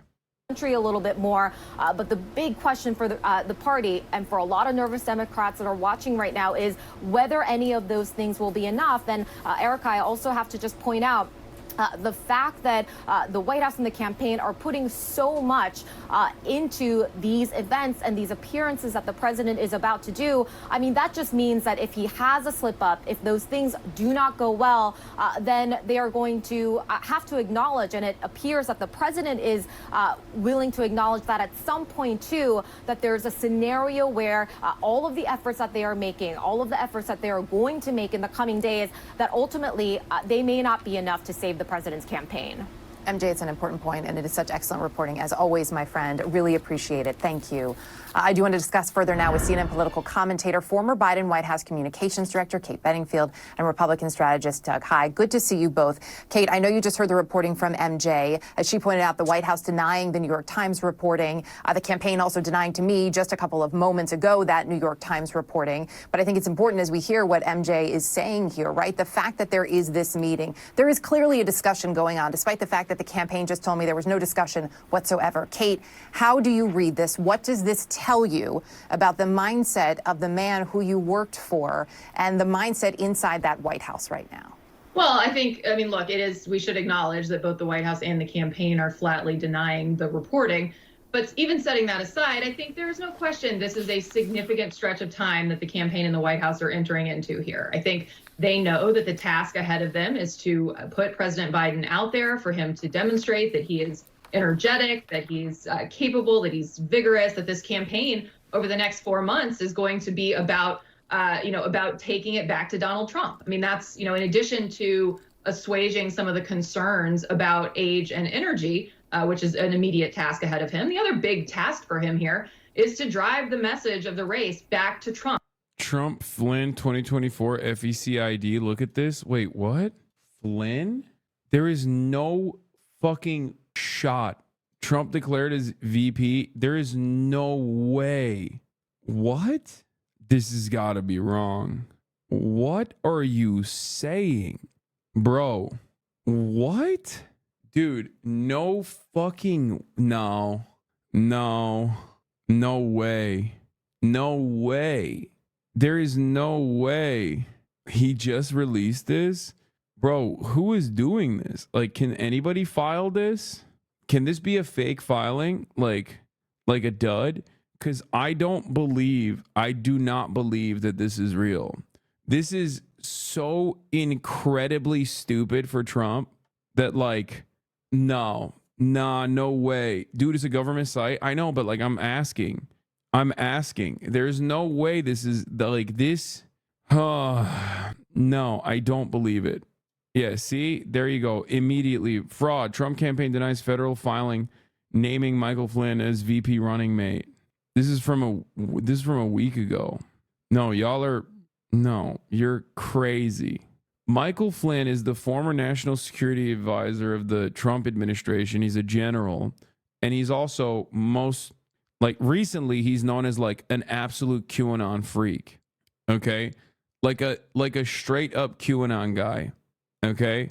And there is 0% chance that Donald Trump, whose biggest weakness in the broader electorate is that he is like too close with the fucking weirdos.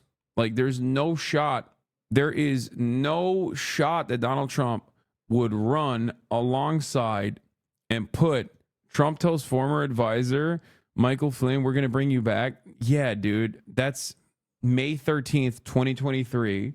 Okay, number one. And number two, this does not mean we're going to make you our VP. You're insane. Michael Flynn is doing QAnon conferences to like eight freaks with like genuine schizophrenia for like $1,000 a pop in a fucking Holiday Inn in Maryland. He is not going to be the fucking VP. The FEC filing has to be like some fucking fake person who made it up. Like they input this shit and put in these addresses or whatever. But like, there's no way. There's no way, because like it's such a it is unimaginably stupid for Donald Trump, whose political instincts are significantly better than the run-of-the-mill Democrat and even the run-of-the-mill Republican. Nah, bro, Edinger Mentum is posting it up. No, he's memeing about it, dude. No. Why is that hard to believe? Like, for real? What do you mean, why is that hard to believe, dude? He's a fucking QAnon kook. Are you insane? It's like running alongside Steve Bannon, except Steve Bannon probably has more of a fucking fan base than Michael Flynn. Okay, guys, dude, here, you want to know what I'm talking about? Here. You can take all our money, but you can't have our soul. You could burn down our buildings, and we'll still find our home. We will all stick together, and we'll never surrender. We won't give up our freedom. From the shores of California, all the way down to the Keys. It's coming. Only he will bring us closer. You think that guy is the VP?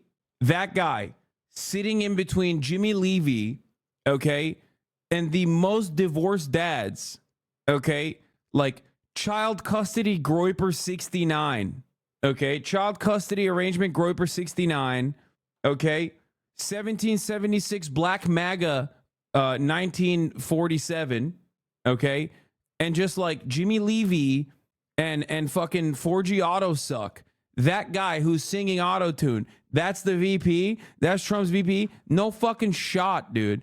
The Republicans would never, especially the Trump administration, would never gift wrap, like he would never personally gift wrap this unimaginable W. Yeah, divorced USMC 88. Like, who could forget that guy? Yeah. Dude, the VP, has to be an inoffensive person, okay? I don't think you guys understand how VP works, like how the position works. The position is supposed to be a good balance. If your weakness is that like institutional party loyalists think you're too volatile and donors think you're too volatile, you got to bring someone like, you got to bring someone like Michael Pence, right? He's a Koch guy. He's tapped in with the evangelicals. And most importantly, again, he is like a regular run-of-the-mill.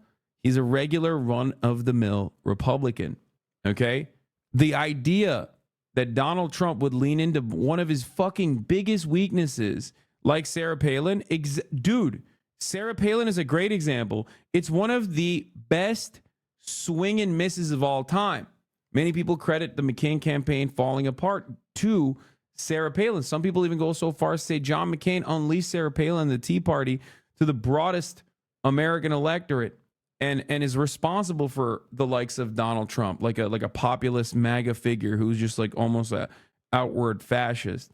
Having said that, however, Sarah Palin was absolutely a balancing act for John McCain. John McCain was a patriotic maverick, but he was too much of a centrist. So what did they do? They needed somebody who would beef up the ticket with the fucking nutters, because the nutters have always been the most important constituency for the Republican Party. So they went after a Tea Party populist like Sarah Palin. Okay? So yes, this only reinforces the argument that I'm making. The point is, Trump is most likely looking at like a J.D. Vance style figure as a VP, and this is in the opposite direction. This man doesn't bring in donation money. This man doesn't bring in like an actual constituency with him. He's not like a popular figure in the Republican Party at all. Okay? And on top of that, this man is a representation of the worst elements of the Republican Party from the perspective of like the broader electorate. Okay? This is exactly what is considered normie repellent. Okay? This is normie repellent for the normal suburb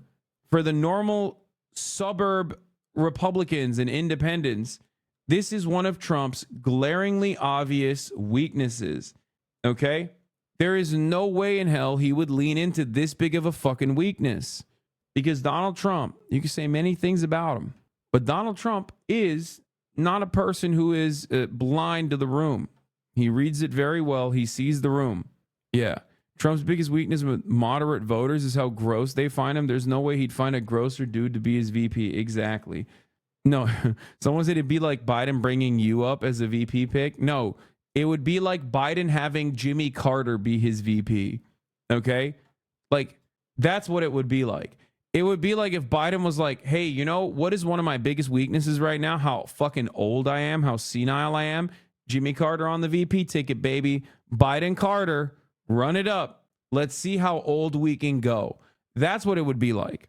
Anyway, a new political committee registered with the FEC indicates Donald Trump will name his former national security advisor Michael Flynn as his vice presidential running mate. But the committee, Donald J. Trump and Michael Flynn for President 2024 Inc., is bogus. The Trump campaign confirmed a raw story.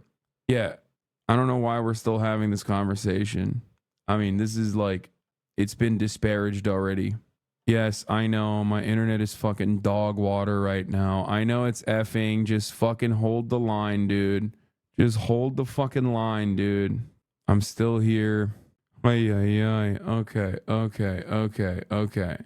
I think I'm back. Anyway, here's further evidence that Donald Trump is not going to fucking pick Michael Flynn as his vice president. Do solemnly swear. That I will support and defend. The Constitution of the United States. Against all enemies, foreign and domestic. That I will bear true faith and allegiance to the same. That I take this obligation freely. Without any mental reservation. Or purpose of evasion. And and that I will well and faithfully discharge the duties of the office on which I am about to enter. So help me God. Where we go one, we go all. God bless America. Do solemnly swear. That I will support and defend. The Constitution of the United States. Against all enemies, foreign and domestic. That I will bear true faith and allegiance to the same. That I take this obligation freely. Without any mental reservation. Or purpose of evasion.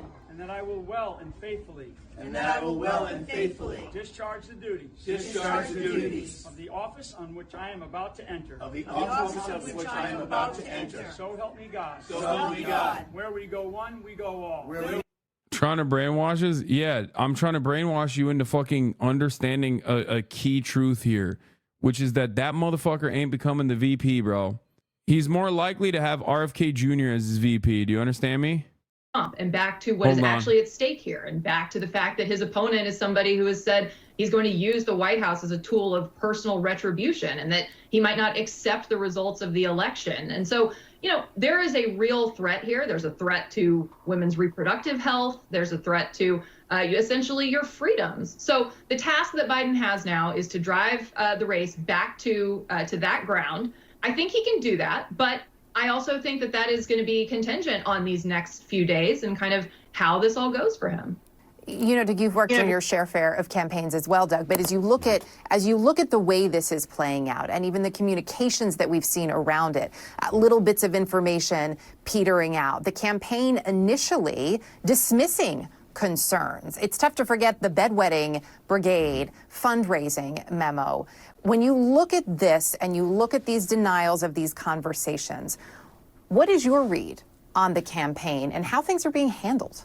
Yeah, I view it completely from that lens of working on Capitol Hill and campaigns as a communications staffer. And we know, obviously, that no candidate is ever pulling out of a race until the moment that they say that they're going to, in a tweet or on stage, whatever that venue may be. So Quentin earlier did his job, did it admirably, and did the job you're... Someone tell Hasan to close the videos that he's not watching. They're loading in the background. What? Dude, it's fine. Anyway, y'all got fucking debated, okay, with the Michael Flynn shit. We're done with that, right? Please. It lists Creighton, not Trump, as a candidate for president. Judith Ingram, a spokesperson for the FEC commission. FEC declined to comment. Okay? I don't know why you guys fucking ate that bait so fast. I'm going to have to run this again for you guys to understand something pivotal here. I think you're wrong on this. What? I don't think it's Flynn, but Trump is not a normal candidate. Normal VP math doesn't apply. Yes, it does. Mike Pence was his vice president. What are you talking about? He absolutely feels betrayed by Pence, so wants someone with no large profile and B who's absolutely loyalist. Trump backed the likes of Carrie Lake. Dude. Trump's political instincts are seemingly better than yours in this circumstance, I think. You're wrong. You're so fucking wrong. He put like the top 5 contenders on there. Okay? And every single one of them is exactly in the confines of what I'm talking about. Bro, he had Bergam on there. Are you kidding me? Bergamaniacs, rise up. Like, you're insane. He wants a guy who can bring in big ticket donors, who's not going to fuck up the bag, who's not going to be outshining him, who's not going to be more charismatic than him, who's going to be relatively loyal to him. Loyalty number 1. Not going to fuck up the bag, who's not going to be outshining him, who's not going to be more charismatic than him, who's going to be relatively loyal to him. Loyalty number 1. But that person also needs to have like somewhat of a constituency, or at least like bring something to the table. Michael Flynn brings nothing to the fucking table. Anyway, having said that, I believe a lot of you are very delayed, so you should probably refresh or subscribe, because at the top of the hour, some of you are about to find out that there's a 3-minute ad break. If you no longer want to see those ads, all you need to do is subscribe for $5 or for free with a Twitch Prime. Maybe you'll refresh through the ad break. Maybe you will see the ad break. Okay? As long as you subscribe, you will no longer see the ads, though. Here's the 3-minute ad break now. Bergamaniacs. We need a Doug Burgum type to fucking gift people subs. System Stars, thank you for the 10 gifted. Allowing 10 people to no longer see the ads at the top of the hour. Playing this shit again. But you can't have our soul. You could burn down our buildings and we'll still find a home. We will all stick together and we'll never surrender. We won't give up our freedom. From the shores of California all the way down to the Keys. I gotta run this again, dude. I gotta show this again. Only he will bring us closer when we fall to our knees. Bro, Michael Flynn has a better shot on the RFK ticket than Donald Trump, okay? I'm saying it again. The fuck out of here with this nonsense, dude. You can't catch me slipping like that. I know I'm like off my game a little bit because I'm, you know, tired due to the fucking massive jet lag and the fact that I'm like running around all day. But you're out of your dang mind if you think I will get caught slipping with that FEC filing. Supposed to do when you're in a communications role like this. And I have enormous sympathy because quite often you're doing what you're told. And when people outside say, what the hell are they doing? And I've been on the receiving end of this. I know that the communication staffers are doing what they're told, but also oh my God, half a chat is still reacting to the fucking YouTube video that I was watching earlier. Oh my God. Oh my God, it's pissing me off. The delay is going crazy mode. And it's also still effing every now and then. Oh my God. Everybody needs to fucking refresh again, I guess. I don't know. I don't know how to fix this. I'm so upset. Half of you are so delayed and it's effing actually able to do.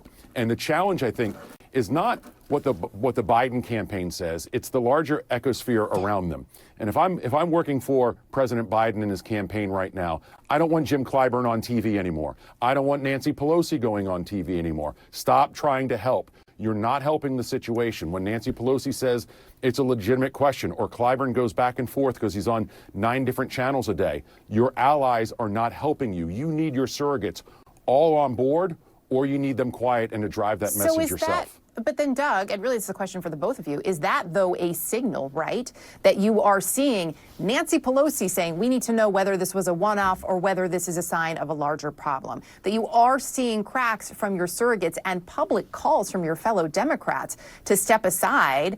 I mean, Doug, isn't that still a crisis of messaging if they are not getting through to their allies? Yeah, and very clearly there's not a strong hand here. This is where some of these members should have heard from Joe Biden. Joe Biden should have at least talked to Hakeem Jeffries one-on-one at this point, or Clyburn, given what an ally he is. But having these people out there thinking out loud does not benefit the president right now at all. I do want to point out our reporting is that he has spoken with Memorial Leader Jeffries and also with Leader Schumer. Kate, when you look at this, there is also a really important conversation to be had about the role of the First Lady. There was some Ukrainian, what am I saying? There was some fucking chatters. Lower your resolution and frame rate and the bit rate of the stream. I can't do any of those things. I would have to fucking end the stream. Shut up. Okay? And I'm close to doing that anyway. It's fucking delayed. Okay? It's just delayed. I don't know what to do. Okay? It keeps effing back and forth. I'm gonna do something crazy. Holy shit. I'm so goddamn mad. It just goes in and out sometimes, okay? And then it will recover. Just calm the fuck down. It's just mini Fs. And if you don't want to watch, I don't know what to tell you, okay? I'm sorry. I don't have any control over this. I literally have no fucking control over this, okay? Anyway, this is Javapi. There was a chatter in here. There was a bunch of Croatian chatters in here that were like, bro, you have to try out Javapi. You have to try out Javapi. You have to try out Javapi. And here I am. Trying out Javapi. This is a Croatian delicacy, okay? Just lower the fucking stream resolution on your end. I don't know what Javapi is exactly, but I'm gonna look it up right now. Javapjichi is a grilled dish of minced meat. Okay, here it is. Grilled dish of minced meat found traditionally in the countries of Southeast Europe. The Balkans is considered a national dish of Bosnia and Herzegovina and Serbia. Okay. Javapi is also common in Albania, Bulgaria, Slovenia, Croatia, Kosovo. It literally it's just köfte, I think.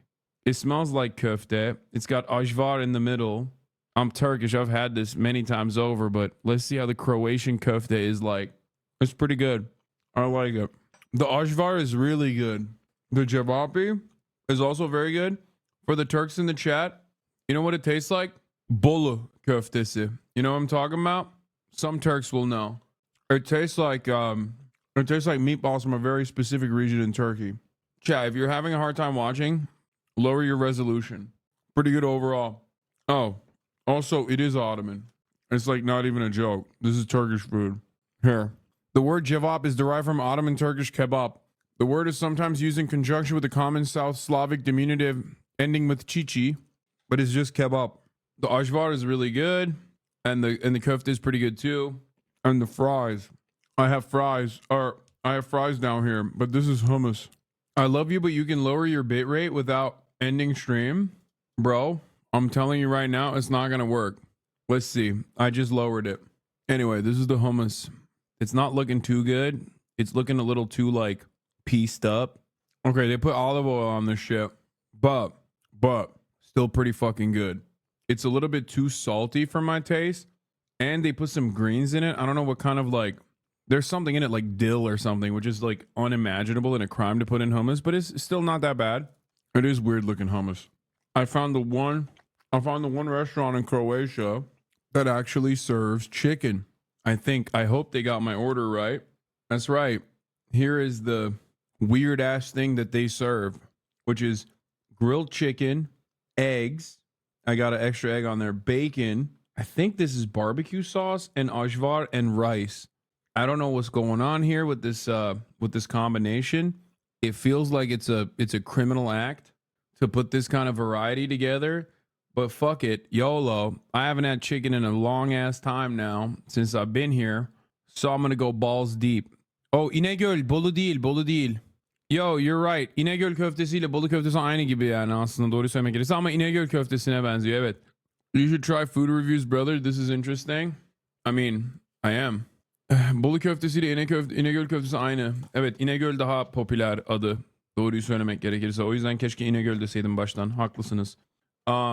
Yeah, this is a very specific type of Turkish köfte that is like super popular in Turkey, and I really like it. Like this is a pretty good version of it.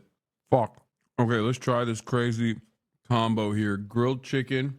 I'll get back to this because I know this is a lock. So I'll let this sit as backup. And if this is dog shit, at least I can return to something that I enjoy eating. You feel me? Like this is my safety now. In Croatia, this is cevap cici, not Turkish köfte. Bro, it is literally derived from Turkish köfte. What the fuck are you talking about? We just looked at the Wikipedia. The word, the etymology literally comes from kebab. Kebab, okay? It's Ottoman, whether you like to admit it or not. All right, first we're going to try it with the barbecue and bacon. Okay, it's not bad. Then I'm going to try the chicken with some egg. Some of the best dang egg I've ever had out here, by the way. Egg is so goddamn good out here. It's crazy. All right, let's try it. Chicken and egg, not a combination that I would consider working well. It's fine. It's not like very complimentary of one another. Chicken and ashvar. Yeah, I think I like chicken, bacon, and buffalo the most out of all these combos. There's a little bit of rice in here too. Anyway, not the biggest piece of chicken as you guys saw. I actually ordered 2 of these, but they unfortunately only gave me 1. I think they ran out of chicken. I don't know what's going on there. I mean, I paid for it. I paid for that shit, but kind of sad that they only sent me 1 of them. Bitches, I would have liked to have 2 grilled chickens, you know? Chicken was dank though, straight up. Now I'm gonna do something crazy. They also gave me some bread, some Croatian toast. Oh, fuck. Worst goddamn day of my life right now. The bread broke already, like in transit, which is crazy. Oh, there's a little piece of chicken left underneath this. Oh shit. Okay, little extra grilled chickie. Yeah, anyway, whatever. I don't give a fuck that the bread fell on the ground, okay? Let me tell you, I'm gonna hit that raw regardless. Okay, let's see what this looks like. The bread's obviously old as hell. Floor bread? Bro, 5-second rule, bro. If my dad saw me drop bread on the ground and not eat it, smack my ass up. Ekmek kutsaldır. That's what he says all the time. He's like, he just thinks, I mean, I don't know if it's a Turkish dad thing, but he thinks like bread is holy. Anyway, it's pretty good.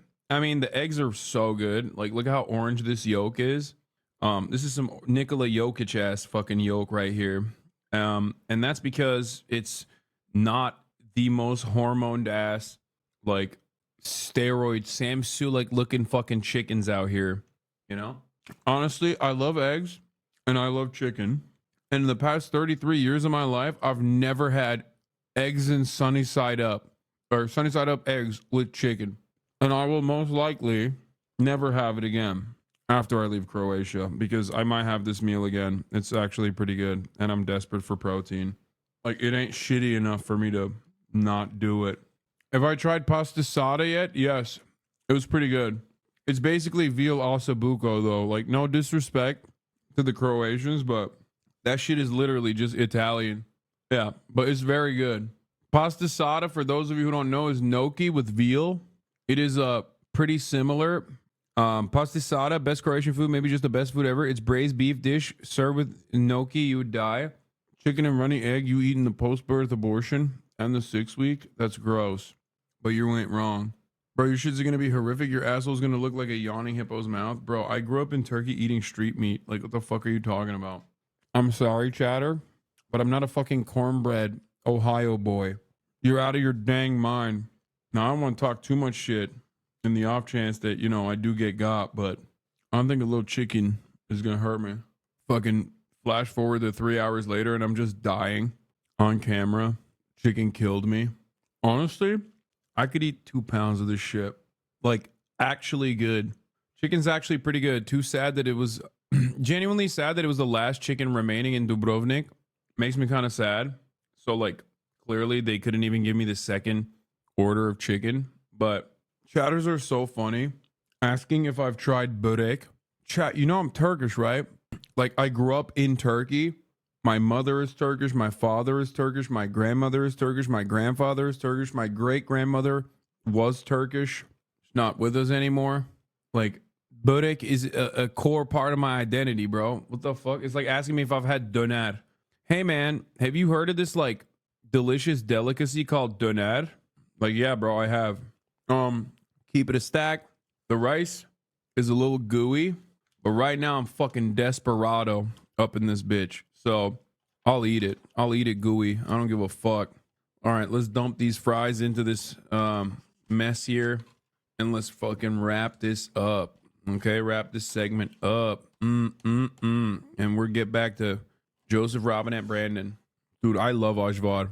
And for the chatters correcting me on the pronunciation, I don't give a fuck. That's how you say it in Turkish. Ajvar. Ayvar, for fuck's sake. No, it's not. What do you mean? Ajvar değil mi oğlum? Ne? Ayvar mı? My whole life I've said Ajvar. A-J-V-A-R. This is actually very entertaining, lol. Yeah, I mean, hella people do mukbang. This is literally that, you know? Did you try rakija? It's like vodka? No. Turkey's like Israel when it comes to food. How dare you? That's insane. Correcting the record on like the etymology of certain words, and also on top of that, like the actual fucking cuisine, the historical cuisine, is not the same as lying about, you know, making up your whole fucking culinary history. No, if a German person came up to me and was like, Donet is a German invention, that would be like Israel. Okay? Dude, Ajvar or Ayvar, whatever you fucking call it, whatever you want to call it, is so bomb. Is so clutch. One of the, in my opinion, most underrated sauces / mezes, I guess, like apps. Because like everybody goes for the tzatziki, jajik, okay? Everybody goes for the hummus. And those are like the top contenders always. But this shit slaps so fucking hard. I assume you also have it in Turkey? Yes. For those of you who don't know, this is red peppers and eggplant with like red paste. And it's bomb as fuck. Doner sauce was created in Halifax, California or Canada. What the fuck is doner sauce, bro? Shut the fuck up. I will ban you. It's like saying chocolate hummus was invented in Israel. Like, I don't give a shit. He's right. Halifax has their own doner sauce. Yeah, I don't care. Okay. I hope they're enjoying it. And I'm sure it's good. But like, if we're talking about the culinary history here, it's to make doner poutine, big Lebanese migrants in Halifax. Nice. All right, let's continue. We know how close, obviously, she and the president are. There's an opinion piece in the Wall Street Journal basically saying it is time for her to step up. What is the role of the First Lady in this moment? Well, she is a confidant of her husband in all things throughout their life. I mean, she's not, I feel like there's this caricature of her out there right now as some sort of conniving political spouse. I can tell you, as somebody who worked for Joe Biden for a long time, they have an incredibly close, loving relationship. They lean on each other. And I expect that that is what's happening right now. I mean, ultimately, this is a decision that I fucked up. I'm the one who didn't actually order the fucking second plate of chicken, man. God damn it. I'm such an L. President Biden and his family and the team around him will make. But I think what is the immediate task in front of him is for him to get out there, show some energy, show that he has the vigor to take on the rest of this campaign. I think he's certainly capable of doing that. But I think people rightly want to see it. And I think you've got things on his schedule over the next few days that are going to allow him to showcase that. He's going to be campaigning. He's going to be out in the country. He's obviously going to do this interview on Friday. So we'll have opportunities to see him. But I think if you look at where the polling stands right now, it has not, the bottom hasn't fallen out from under him. It hasn't cratered. And so I think a few more days to let this play out, let Joe Biden make his case, I think is the responsible thing to do. Because the truth is there's no magic wand that you can wave to sub Joe Biden out as the nominee that will be seamless and simple. So I think a few days to let him go out, show what he can do is prudent. And I think that he'll live up to it. Some breaking news into CNN. We've learned that moments ago, President Biden and Vice President Kamala Harris called into today's campaign all-staff call at the White House. At any moment, we are expecting to hear from the White House press secretary, Karine Jean-Pierre, taking a number of difficult questions after she did already yesterday about the president's future. CNN's MJ Lee is live for us inside the briefing room. MJ, you have some new reporting specifically about the chief of staff and a call that he held with staff at the White House telling them to keep their heads up and to focus on their work. Tell us more about that reporting. Yeah, this is new reporting coming in from our colleague Betsy Klein, who reports that the President Biden and Vice President Kamala Harris called into an all-campaign staff call just moments ago.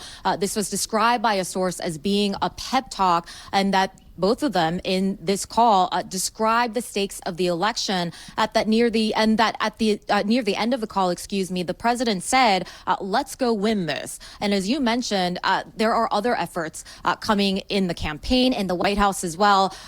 As a lot of folks, a lot of staffers, aides that are working in the campaign in the White House are really worried about the future of the 2024 campaign. We know that White House Chief of Staff Jeff Zients also had a White House aides call trying to bring some sort of reassurance given the events of the last several days. And we are expecting here White House Press Secretary Karine Jean-Pierre to take the podium any minute. And we expect that it is going to be yet another very tough White House press briefing. Just to remind you, yesterday, she, of course, confronted a barrage of questions about the president's health. And we expect that it is going to be yet another very tough White House press briefing. Just to remind you, yesterday, she, of course, confronted a barrage of questions about the president's health, about the release of potentially more medical records or any other information that could give us a better sense about the state of his health, and even questions about whether Dr. Kevin O'Connor, the president's physician, could be somebody who could take questions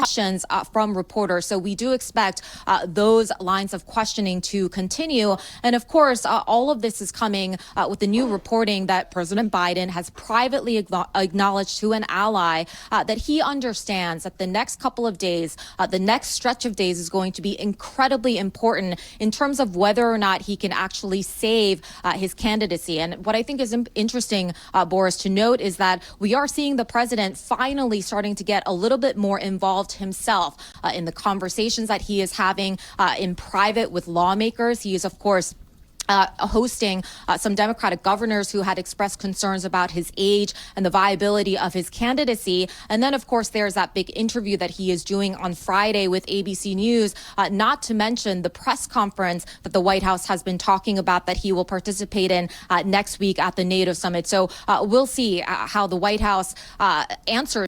This is so funny because he's going to knock out the ABC interview. He might have like one kind of off moment, but he's going to fucking cook up the ABC interview. And then every one of the most annoying Democratic Party fucking mouthpieces, the loyalists who did not actually say Biden should drop out because they're careerist pieces of shit who don't give a fuck about the future of the Democratic Party, nor the future of American democracy, really, and only care about their career prospects, are going to chirp about it endlessly, okay? Meanwhile, it's not going to move the needle. 80% of the country think he's too old. What a ridiculous crock of shit this is, dude. The only reason why Biden isn't dropping out currently is because it's not even that he wants to go through the finish line. It's that he wants to qualify, okay? They're trying to push his ass through the qualifiers so that he can't be a fucking replacement, so that there's no contest, that there's no replacement opportunity whatsoever. And every day that passes by is another day wasted. They're running the clock. The thing is, if you've been watching this, as I have, and as many in this community has, you already know. You already know that they've been running the clock. The problem is now the media can't hide it any longer. They're not even interested in hiding it any longer. They're just fucking lasering him. And that's the problem now for the Democratic Party and for the Biden re-election. That's it. Their campaign strategy thus far quite literally was to stop Biden from having too many press moments because they knew what it was. They knew that they were rolling out a fucking carcass. By the way, that was the campaign strategy for the 2020 election as well, the primaries. They literally did that shit in the fucking primaries, man. And he got a major boost from Jim Clyburn, okay? And then, of course, like, when Jim Clyburn says, like, that's my guy, there's an entire operation associated with that is going to secure the black vote in the USC is what I keep trying to say. South Carolina. There's no amount of door knocking you can do to go against that. When every black church is saying, hey, the most committed voting bloc of the Democratic Party, you guys get to pick the president. And guess what? You're picking Joe Biden. Doesn't matter that South Carolina is literally a fucking plus 11 red state. Ultimately, once that shit happened, the media immediately was like, oh my God, what a shock. Joe Biden won South Carolina as expected. And then the rest is history. But ultimately, that's how he won. That's how he won the primary. And then he won the election because COVID happened. Like, God was fucking helping him. Okay? It wasn't just Jim Clyburn. It was fucking God. Okay? It was a once in a lifetime biblical style, like pandemic epidemiological incident, dude. What are we talking about? I've never seen someone get so many hard carries. And then Roe v. Wade happens. Finally, Donald Trump Supreme Court turns around and actually follows through on their 35-year project, their 40-year project, their massive commitment to undermining women's bodily autonomy. And then the midterms that are supposed to be a fucking red wave because of negative real wage growth that Americans experienced for 2 fucking years for the most part, all of a sudden turns into a battle for civil liberties and bodily autonomy for women. Boom. Another fucking hard carry. Not a single one of these instances was Joe Biden's doing. Joe Biden is not God. He didn't fucking make COVID. Okay? Joe Biden is not himself securing the South Carolina primary vote. Joe Biden won Super Tuesday after getting carried by the entire Democratic Party. Primary candidates dropping out to endorse him after phone calls from Barack Obama. He got carried by Obama in that situation. So no, I think people need to recognize something fundamentally important here. It's not just that Joe Biden is old, okay? Joe Biden is a fucking failure. Like, personally, sure, his administration I would consider to be significantly more progressive, with the exception of Israel. Do not start with that. Obviously, I'm just, I'm putting that on a separate point there because that's foreign policy for the most part. That's bipartisan and genocidal. But on the domestic front, Joe Biden is probably one of the most pro-labor contemporary politicians out there, if not the most pro-labor. These are statements that I felt confident making before October 7th. On moments where we talk about labor policy, on moments where we talk about like Biden's, domestic policy prescriptions, with the exception of immigration, which is yet another fucking insane flub from Brandon because he's an absolute dumbass and I fucking hate him. Ultimately, beyond the legislative agenda being more progressive than Barack Obama's, even by a wide margin, especially as it pertains to labor. Ultimately, he's a bad fucking politician, dude. He's not a good politician. He was floated into the VP position because he's a gaffe guy, because he was known for kissing babies as a retail politician and doing gaffes. He was a goofy, somewhat racist old white guy. And if you recall, as I've told you, vice presidential picks are supposed to be a good counter. What are your areas of weakness? If you're Barack Hussein Obama, well, it's the fact that you're black. That's a pretty big fucking hurdle for a lot of white supremacist Americans to clear. And when I say white supremacist Americans, I'm not saying like the Klan robe wearers, okay? I'm saying like your uncle or your grandparents who never forgave Obama for fucking up the country. That's because he was black. They hated him because he was black. That's it. I hate him for good reasons. They hate him because he's black and Kenyan and a Muslim. I love him because he's Kenyan and Muslim. They hate him for that reason. Anyway, my point is, Biden was elevated to the position of VP, which gave him the additional bona fides, the additional confidence from the black voting bloc in South Carolina as Obama's vice president. But the real reason why he was picked as Obama's vice president, another moment of elevation in his political career, full of L's. Anytime Biden has put himself out there on his own, he's taken L's. I'm not just talking about the fact that like his entire family's dead. Anyone who's ever talked to keeps mysteriously dying. He's the fucking griever in chief or anything like that. I'm talking specifically on pure politics. Joe Biden is a bad politician because he is a fucking hack. What do I mean by this? Comedians who are hacks do one thing. They repeat bottom of the barrel, lowest common denominator jokes. Politicians who are fucking hacks do a similar thing in the realm of politics.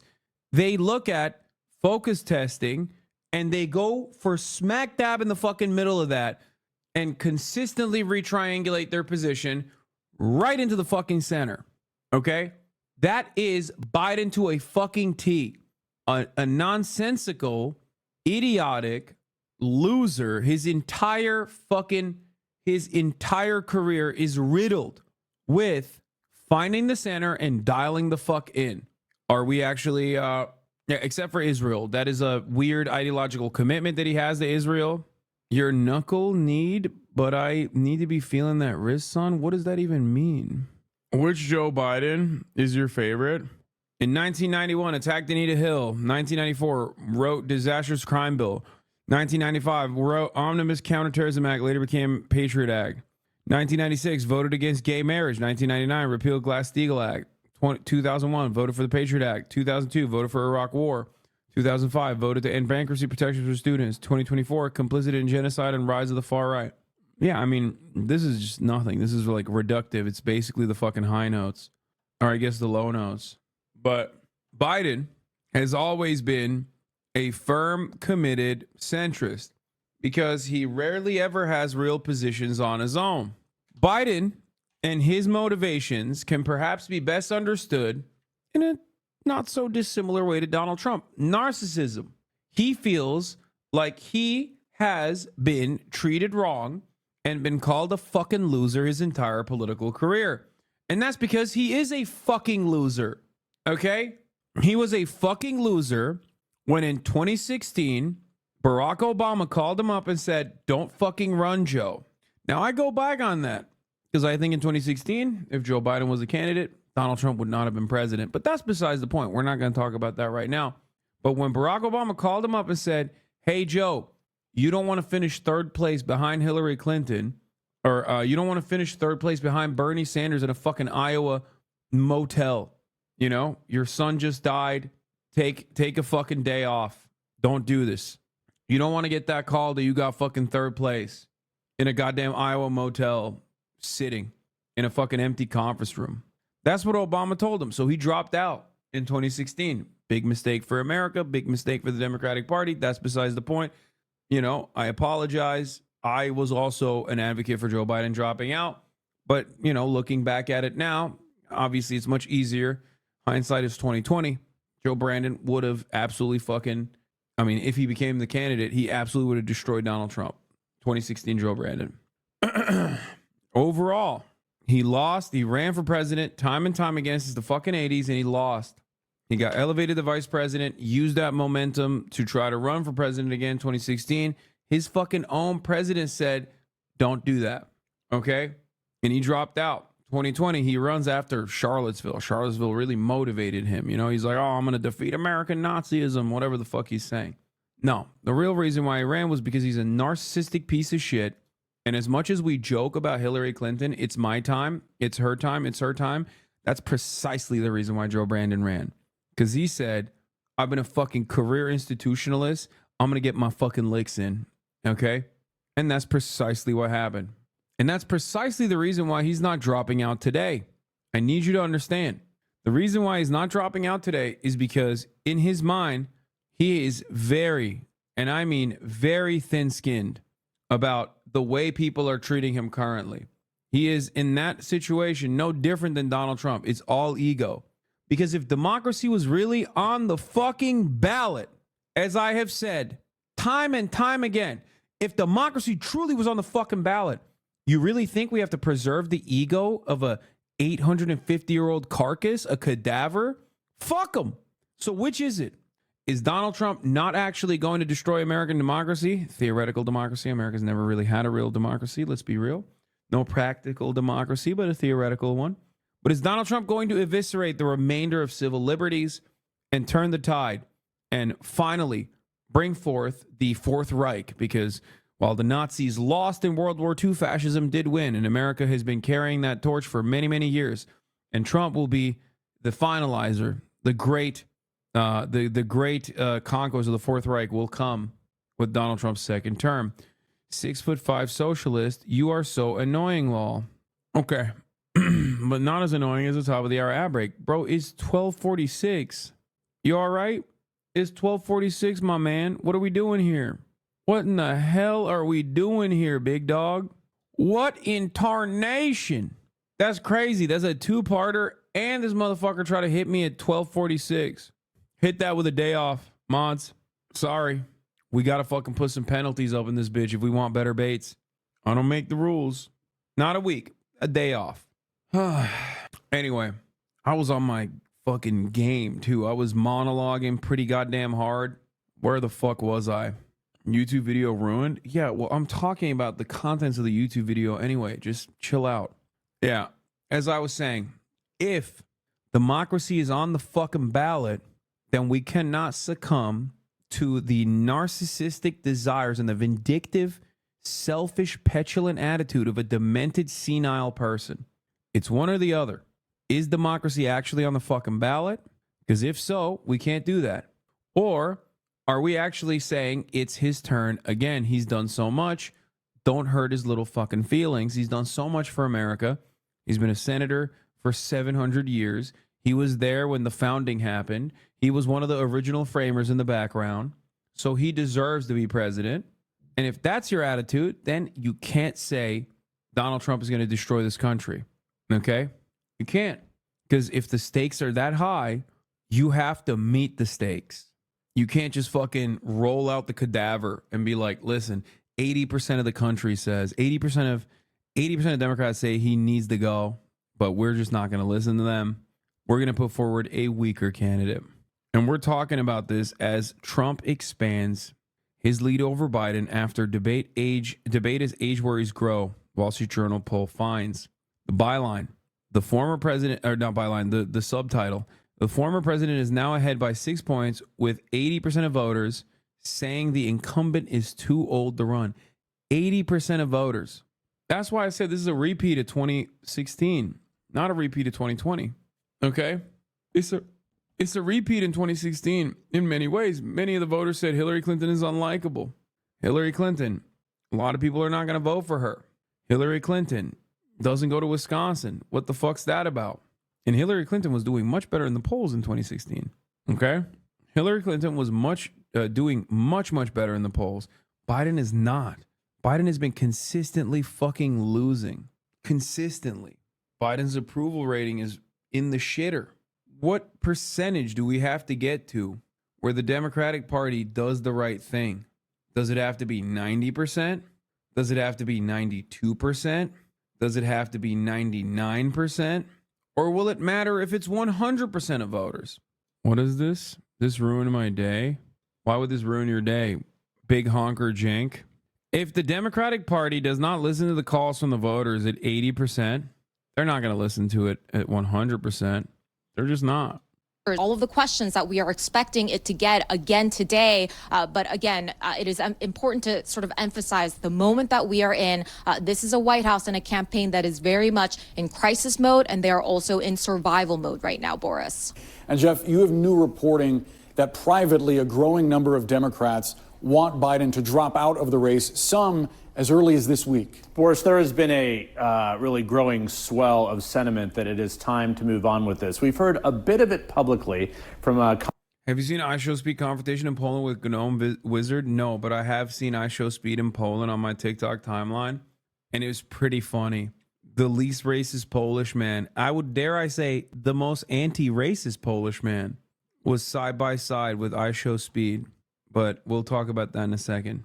Congressman Lloyd Doggett of Texas and many others behind the scenes are saying a similar thing, that it is time, yes, they respect and appreciate the president's record, but it is also time to really see what is going on here. Now, the president, we are told in his campaign, both Jeff Zients, the White House chief of staff, as MJ was saying, and the campaign manager, they're hosting separate staff calls and trying to urge people to stay focused. Hard to stay focused, though, of course, on this when there are these growing calls. The most important meeting of the day, that lunch that is going on right now with the president and the vice president, and that meeting of governors this evening. Democratic governors flying to Washington, virtually all of them, all of the main ones, some of them who could be considered also candidates to meet with the president. So you get the sense, the feeling that so much has changed in 24 hours. Patience is wearing very thin, and time is running out to make something of a move. However, it is still Biden's decision to make. So as MJ was saying, I'm told privately, he has said that he does not want to drag down the Democratic ticket, but has not yet reached the point of making a decision. Yeah, time is of the essence when making this kind of decision. There's actually... Yeah, time is of the essence, and the Democratic Party knows that, and that's why they're fucking literally pushing it. They're pushing it closer and closer to convention, and even trying to literally figure out ways of like announcing the presidential bid before the fucking convention, because their goal right now isn't to get Brandon over the finish line. Their goal right now is to get Brandon over the convention where he accepts the nomination so that it is the point of no return. After that, they perceive that because the Republican Party is legitimately awful, and in way more transparent, unavoidable ways, unlike the top of the hour ad break, which is avoidable, by the way. That's right. At the top of the hour, there's a 3-minute ad break, and you can avoid seeing those ads as long as you subscribe. What? All DNC talking points for convention nomination rules? Yeah. That's right. At the top of the hour, there's a 3-minute ad break. If you no longer want to see those ads, all you need to do is subscribe for $5 or for free with Twitch Prime. By connecting your Amazon Prime account to your Twitch account, you can get 1 free Prime subscription a month. Use it on your favorite broadcaster. What the fuck? Hey, yo, this dude is crazy. This motherfucker, what did he do, bro? Are you serious? Yo, that's insane. Ain't no fucking way, dude. What? Okay, hold on. Let me run the fucking 3-minute ad break real quick. Like I said, you can also get gifted a sub if you're lucky. But that is... Bro, that shit is like Sig Heiling, okay? Like... It's like, yeah, obviously it's not like, you know, I mean, it's ultra-nationalist, right-wing paramilitary shit. Like, what? Like, I joke about this because, like, a lot of Americans don't understand it. But if you're representing the country on a fucking international stage, throwing that up is insane, okay? I'm telling you, Americans, I know you don't know what the fuck this is. That is the CCC thing? Yes. So, this... is the symbol, is the hand symbol for the Grey Wolves, okay? The Grey Wolves are, you know, the deep state paramilitary project of the far-right reactionary, ultra-nationalist, fascist Turkish Nationalist Party, okay? MHP, MHP. If a Turkish man wearing the fucking Turkish colors on the international stage is throwing that shit up, that is pretty fucking significant, okay? A lot of you in America, you know this is like, oh, the quiet wolf or whatever the fuck. We actually ironically talked about it. We ironically talked about it on the last episode of Fear and our podcast, I believe, or one of the last episodes. Yeah, people think it's a quiet coyote, not quiet wolf, whatever. And like, I'll throw it up Mimi every now and then. I'll do it. I know Chapo makes jokes about the gray wolves a lot, but ultimately doing that in this circumstance as a Turkish person, this is like really fucked up. In Turkey, people don't associate this gesture with ultra-nationalists. No, dude. First of all, I'm fucking Turkish. What the fuck are you talking about? No, people don't associate it with ultra-nationalism because they don't have a fucking concept of ultra-nationalism. They think MHP is a part of the fucking ruling coalition, which it is. Ülke ocakları operate in Turkey that's because Turkey is incredibly nationalist. So yes, they just think ultra-nationalists are just like a little bit more nationalist than the regular old nationalists, because that is what is seen as normal. I see that he also doubled down on it.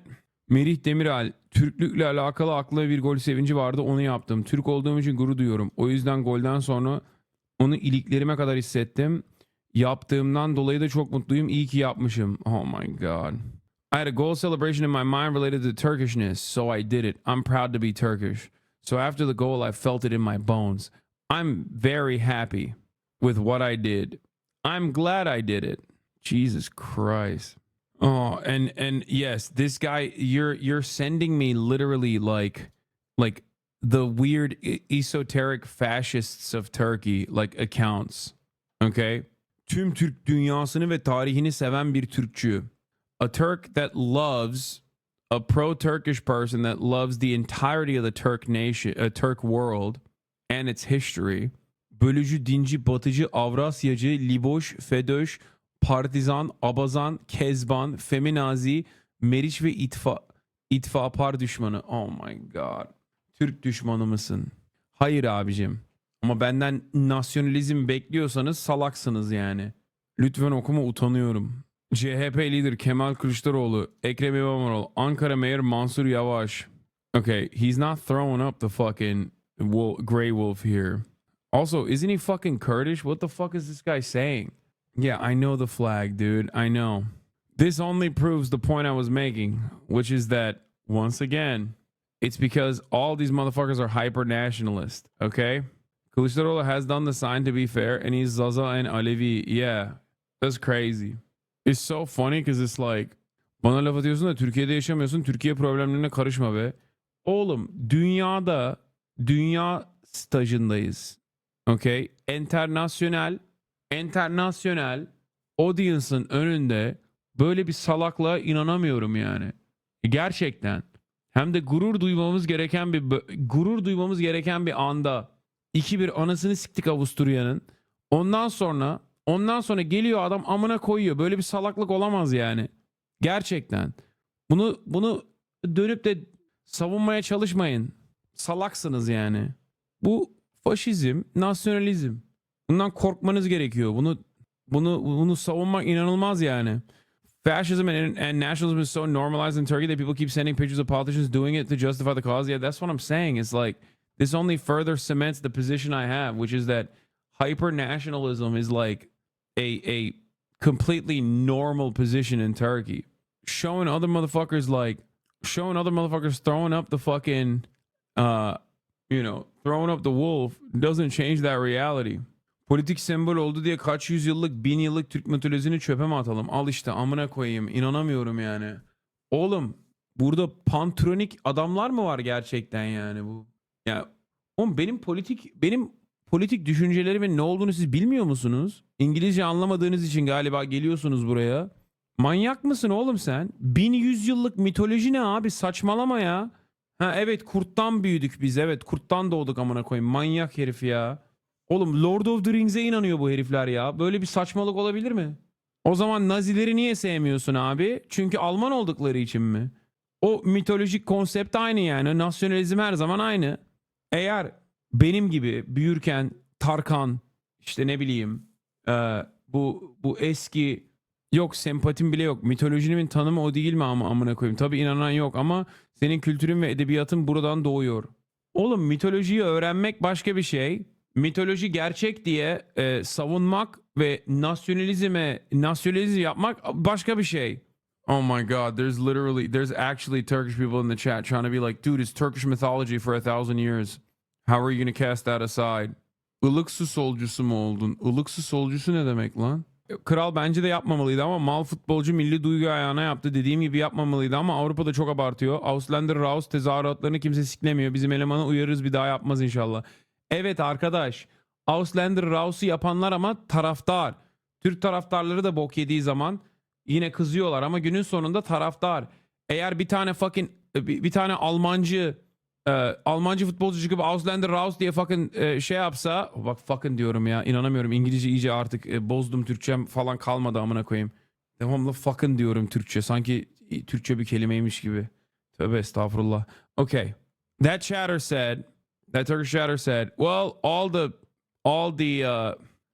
the fans always say Ausländer Raus, which is obviously like the song that has taken over German summer destinations, which is like Germany for Germans. It's fucking fascist Nazi shit, right? It's a false equivalency. It's saying like foreigners out, Germany for Germans, foreigners out. And he's making a false equivalency between fandoms and hooligans saying fascist nationalist shit and an actual fucking person who's wearing the goddamn flag on his chest. The equivalence would be if a German fucking comes up and sings that after a goal, or fucking Sig Heils after a goal, okay? If that was the case, then yes, that person should also get fucking punishments for it. Gurbetçisin, ülke sorunlarına karışma. Sikimden aşağı Kasımpaşa. Yarrağımın anteni. Gurbetçisin diyor gerizekalı. Beni Erdoğancı Almancılarla karşılaştırma. Götüne sokarım yarrağı. Hayvan oğlu hayvan. Gurbetçisin. Evet abi, o yüzden faşist gençlik devam. Helal olsun. Motherfucker being like, you're living in foreign land. Don't worry yourself about Turkish domestic affairs. Yeah, dude, the country that I fucking spent the first 18 years of my life and that my entire family lives in, I shouldn't be fucking worried when fascism is thriving, dude. You're right.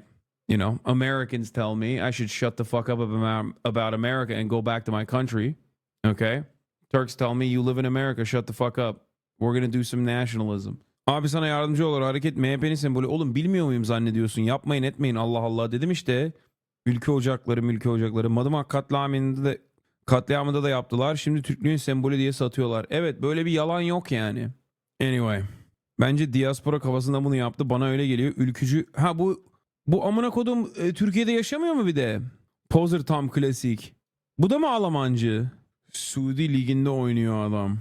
Anyway. Yeah.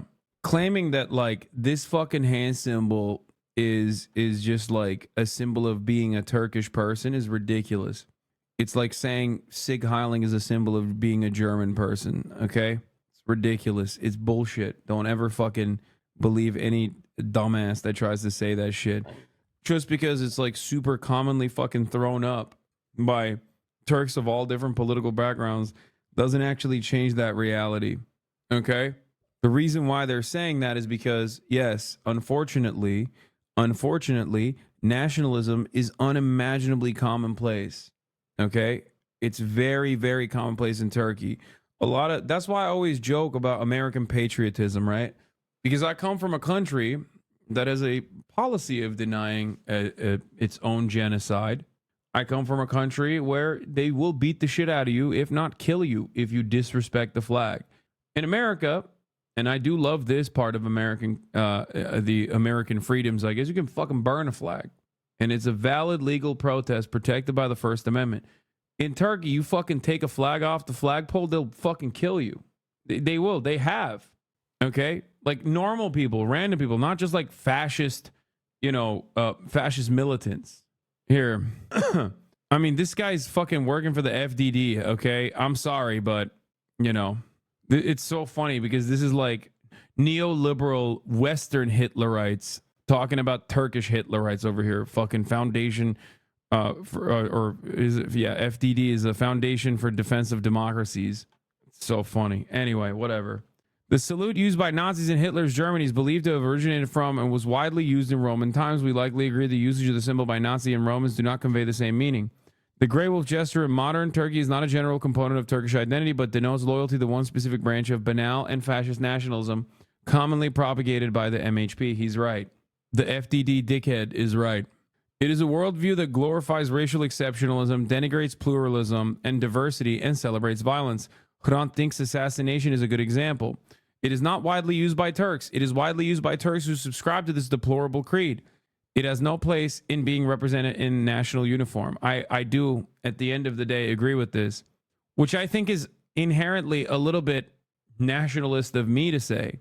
But when you are representing your country on the international stage, nonetheless, doing some fuck shit like that is so goddamn unacceptable, dude. It's such a shame.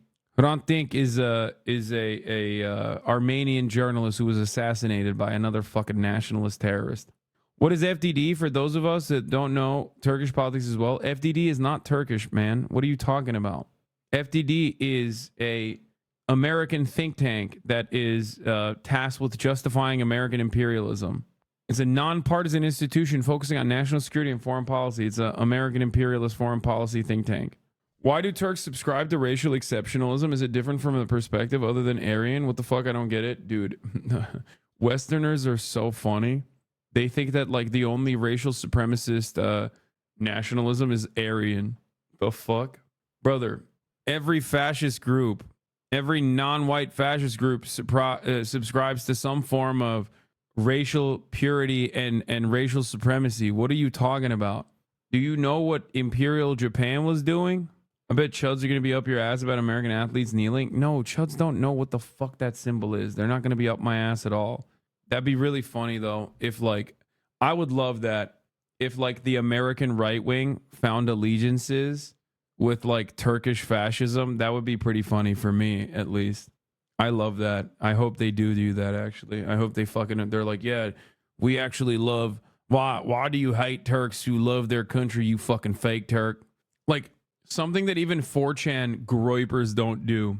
Like, the number one group that all the Nazis in America despise are Turks on 4chan. Okay?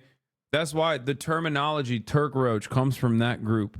Anyway, there was no such thing as a gray wolf sign in Turkey until 1990. Even idealists don't use it. Even Turkish does not know the sign, which is claimed to be the 1,000-year-old symbol of Turkishness. In 1991, Turkish learned the sign from someone during his visit to Azerbaijan and turned it into the political symbol of MHP and idealism. Just 2 years later, we see that sign in front of the Madımak Hotel.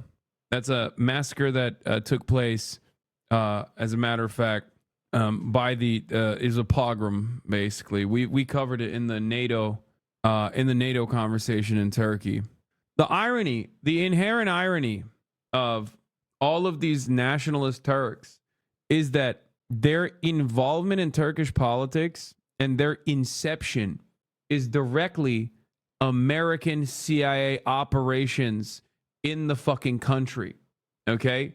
It is so unimaginably cucked because its foundation comes from the United States of America planting the nationalist movement as a mechanism, just like they did in Italy and just like they did in every other NATO country, planting hyper-nationalist Turks, Turkish counter-guerrilla forces, counter-guerrilla, as an anti-communist militia to do violence to fucking Turks.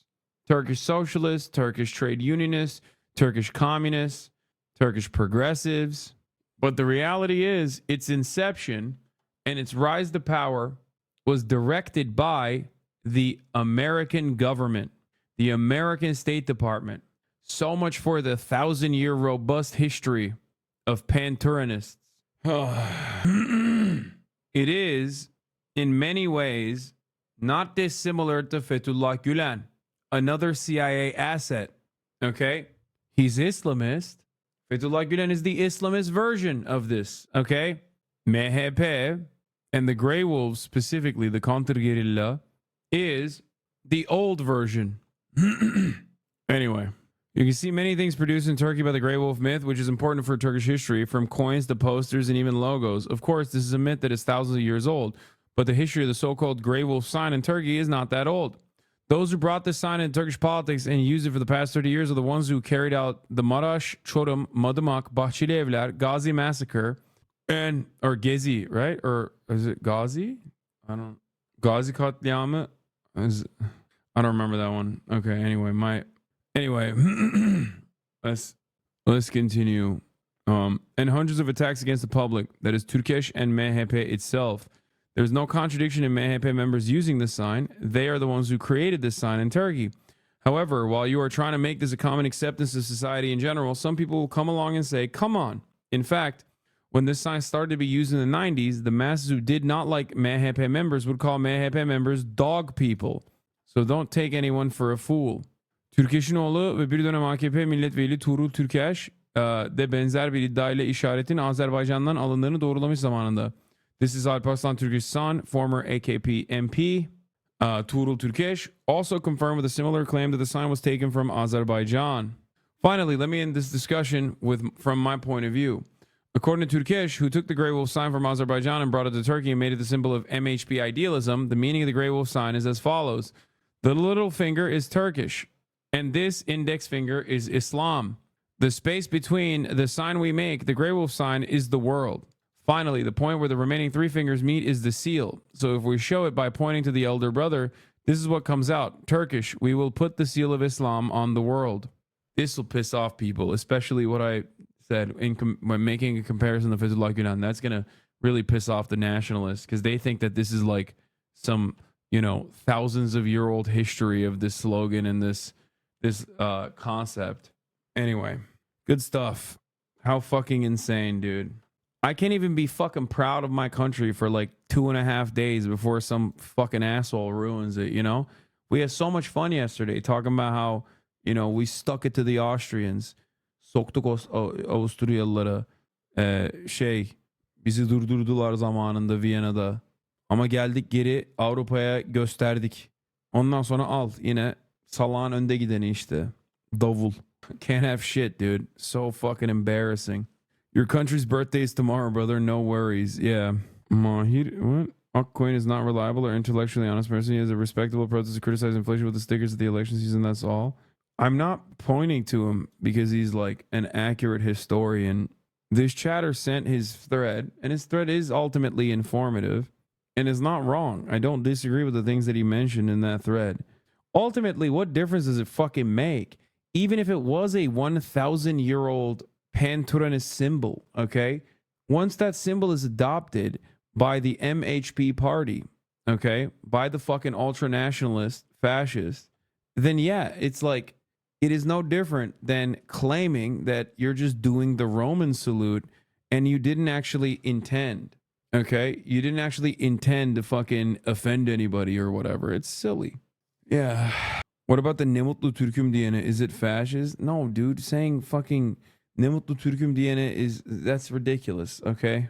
Like, there's a boundary between being patriotic and saying it's still too nationalist for my liking in general, but like, you're out of your, like, the difference is literally being like, I love Germany. I'm proud to be German versus Germany for Germans. Do not have no foreigners out. Like, there's a difference between the two. You know what I mean? There's like an entire planet between the two. The fuck are we doing? Anyway. Bak, orada da ayrı bir sorun var, biliyor musun? Ne mutlu Türkiye'm diyeneyi milliyetçi bir sembol yapıp bozkurtluğa bağlıyorlar. Bak, bilmiyordum bunu. Apparently, this common slogan, this common thing to say, ne mutlu Türk'üm diyene, which means like, how proud I am to say I'm Turkish, basically, how happy I am to say I'm Turkish. It's still an installation of pride, I guess. Again, like I said, too nationalist for my taste, but like still very different than the thing that we were just discussing. Turns out, I guess they're trying to fucking co-opt that too. Yeah, it's Atatürk. Do you think Atatürk was fascistic? I think Atatürk's like nationalism is definitely a little different than Alparslan Türkeş's nationalism or the MHP nationalism. It's an in-between because it's like post-colonial to a certain degree. It's still inherently reactionary. It's still obviously anti-socialist, anti-trade unionist, anti-communist, but a little bit different than fucking the modern iteration. You might notice this as a constant. You might notice this because like, while the recent initiative is to co-opt Atatürk and his imagery, the original hyper-nationalists fucking despise him, aren't exactly big fans of him, consider him a fucking Western op. I mean, the current God King Emperor of Turkey, Recep Tayyip Erdogan, Reis, the fucking watermelon salesman, literally went to jail for shitting on Atatürk back in the day. Anyway, that's why, like I said, dude, a lot of these conversations are being had on like in an American audience with American understandings. And it is kind of funny to have these conversations because like, that's why I always say Americans don't know fascism and nationalism in the way that like Israelis live it, in the way that Turks live it. You know what I mean? Americans are too fucking fat and too invested in capitalism to be like, to have a very tangible, hyper-focused, committed nationalist movement. America also can't be nationalist because America is a, global hegemon. So, like, what are national boundaries when you dominate the entire planet? When the entire planet is your playground. Anyway, let's talk more about Biden's W's. Trump widens lead after Biden's debate debacle. Let's talk more about Biden's W's. Trump widens lead after Biden's debate debacle. Time Siena poll finds. Let's get back to America. Donald Trump is ahead of President Biden by 6 percentage points among likely voters in a new national survey. Overall, 74% of voters view him as too old for the job, an uptick since the debate. Let's listen to this article. Can we? Probably not. Okay. If the 2024 presidential election were held today, who would you vote for if the candidates were Joe Biden or Donald Trump? 43% of likely voters say Biden. 49% say Trump. Of registered voters, 41% say they would vote for Biden. 49% say Trump. Oh my God. Donald J. Trump is in the lead. I get knocked back, but I get up again, Jack. Hey guys, I'm new to this politics thing. So forgive me for asking this, but is this good? Is it good when the incumbent president has historically high disapproval ratings and seemingly the entire country sees him go on the debate stage against a very unpopular former president, and then the incumbent president actually loses popularity against the former president that he actually literally defeated to become the incumbent president? Is that good? I can't tell. I'm not like, I didn't go to Georgetown. So, I barely got a poli-sci degree. The fuck do I know? You know what I mean? I'm sure there's a lot of wonks right now in Joe Brandon's ear being like, no, King, this is good. This is so good. Everybody loves you. I'm sure there's a way to spin this, guys. After all, I said historically high disapproval rating. Historically high disapproval rating. Think about that. That's right. When life gives you lemons, you make lemonade. Okay? Holy moly. Doubts about Mr. Biden's age and acuity are widespread and growing. A majority of every demographic, geographic, and ideological group in the poll, including black voters and those who said they will still be voting for him, believe Mr. Biden, 81, is too old to be effective. Overall, 84% of voters view him as too old for the job, up 5 percentage points since the debate. Concerns about Mr. Biden's age have spiked 8 percentage points among Democrats in the week since the debate to 59%. The share of independent voters who said they felt that way rose to 79%, nearly matching the Republican view of the president.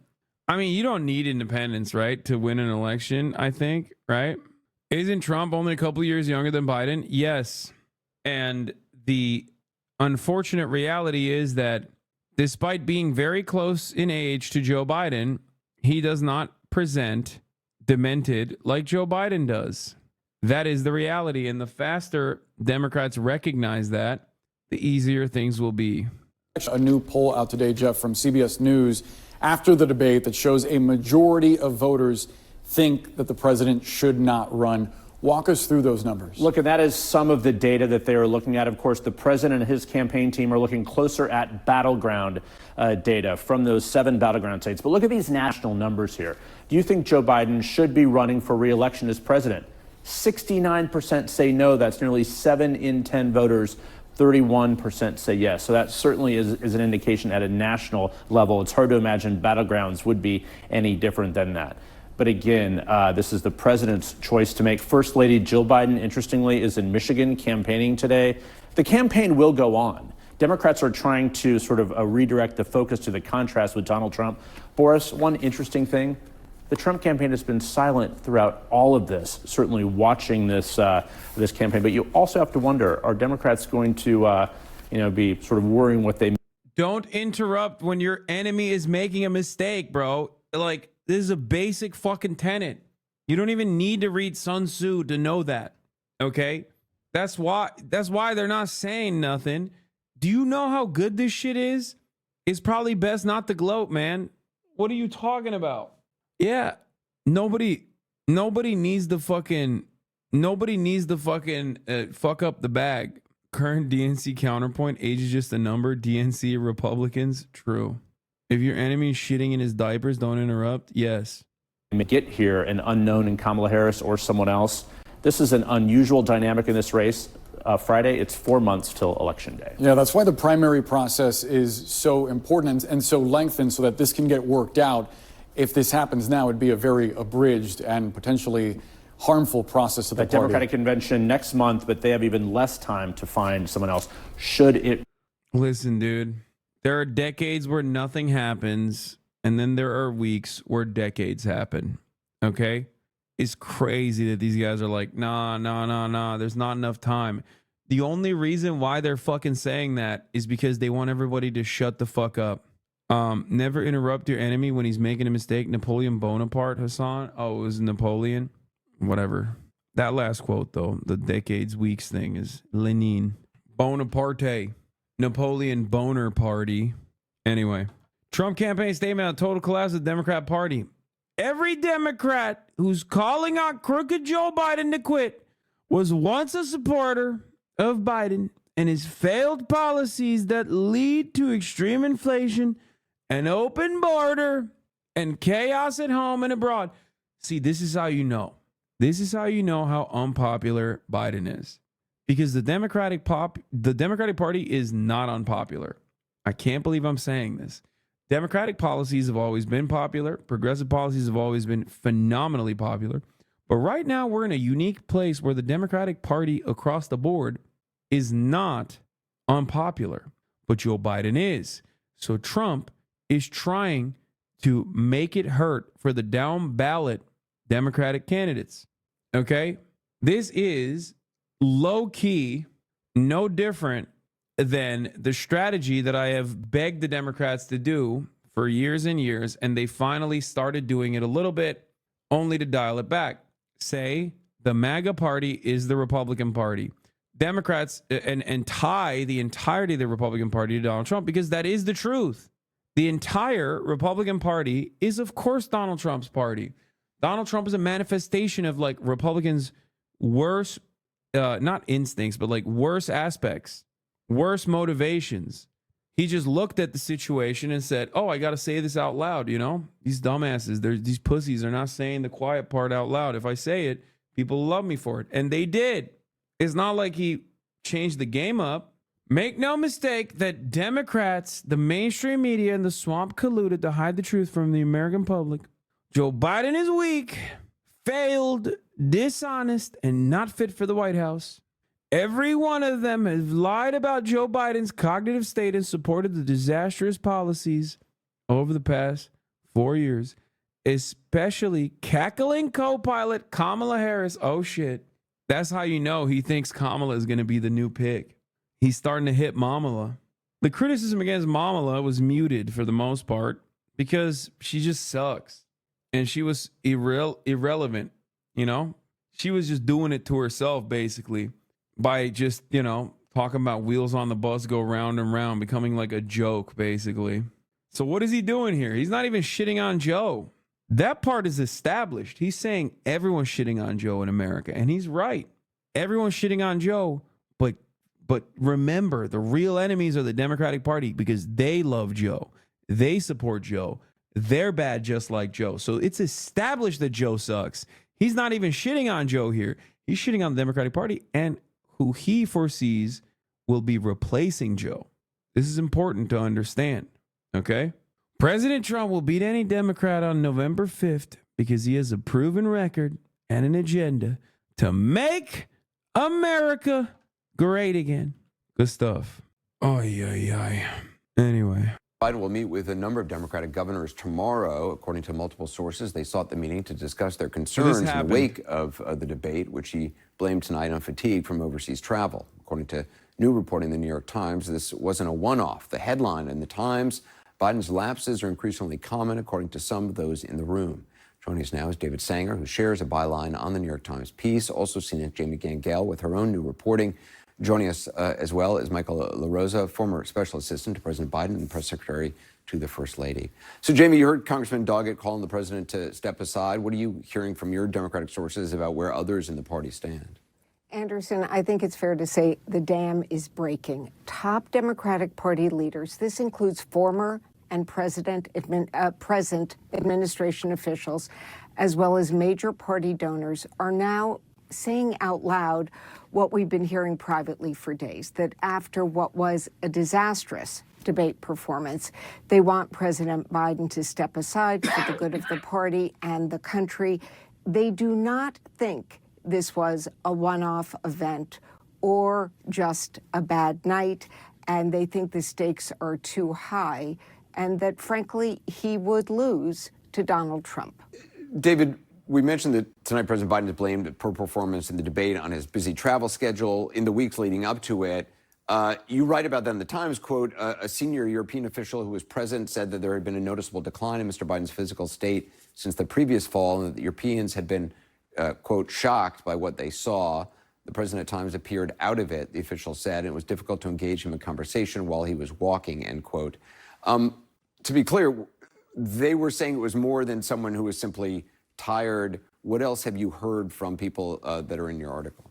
Well, it was a mixed picture, Anderson, and what we set out to do with just about the whole Times White House team and other reporters that we have around Europe is reconstruct these last 3 weeks and try to answer just that question, which is, could this just be from the fact that they had him, by the president's own description tonight, very unwisely, flying across the Atlantic twice, and then the last time from Italy to Los Angeles for a fundraiser and back to Washington. So he crossed a lot of time zones. He was certainly tired. Staff members who were younger than he was, were far younger than he is, were certainly complaining about it. But there may be something deeper going on here, because while the White House calls it a one-off event, in talking to staff members, others who've been dealing with the president, it's clear that there has been an increasing frequency of these moments where he is either frozen or lost the thread of his conversation. And that's made a lot of people worry and make them wonder that whether or not it was more than just the travel, that the travel may have made it worse, but may not be the underlying cause. Michael, all the reporting is that his family is telling him to stay in. What do you think they're... Hasan, you feel demented because you traveled? Yes, I'm tired as fuck, okay? It's 11 p.m. here. I'm still fucking not over jet lag, okay? The difference, however, is that I'm not the motherfucking president. Like, I'm not the president, and I'm not flying on Air Force One, and I don't have, like, a 500-person staff to ensure that I don't have travel fatigue, okay? And even then, guys, I'm 33. Biden is 81, okay? It's just not happening. It's just that it's because he's old. or thought process is on this. What do you? What would be the view from the White House? Milka. So you have two very respected, very credible journalists, and I don't doubt a single reporting in their pieces. I would just say it's going to take a lot more than blind sources to push this family out. They're just not going to bend to. He's not going to step aside because of blind sources. And it reminds me of Ed Rendell, when he used to say, a nation of wusses. This is almost like a party of wusses. If they think that if they want the leader of the party to step aside, there's probably, a lot of validity to what they're saying, to their concerns. However, they have to be public about it. It's going to take Nancy Pelosi and Chuck Schumer to really be the ones like Hugh Scott and Barry Goldwater and John Rhodes did in 1974 to go down and say, there is no support for you, Mr. President. I don't see that happening. This is not a dam breaking because there is one congressman from Texas, in all respect to Congressman Doggett. There was one congressman who called for Bill Clinton to resign. In the end, this decision would boil down to the First Lady and the President. No. The First Lady, while she is his spouse, she is not his political advisor. She is one of several. Valerie, his sister, Mark Gittenstein, the ambassador to the European Union, Mike Donnellan, Ted Kaufman. Yes, they will discuss this kind of thing together. And it's usually the way Biden world works is there's a committee, a consensus by committee, and then they will go to him. But she would never be the one to say, Joe, I want you to end your aspirations. She doesn't. Per New York Times, Representative Katie Porter, a California Democrat, on Wednesday questioned damage control strategy and sequestered approach taken by Biden campaign and White House since last week's debate debacle. This White House is going to have to be way less insular than they have been, Porter told CNN. She also said that Vice President Kamala Harris should not automatically replace Biden if a change were to be made. Okay, Katie. She's running.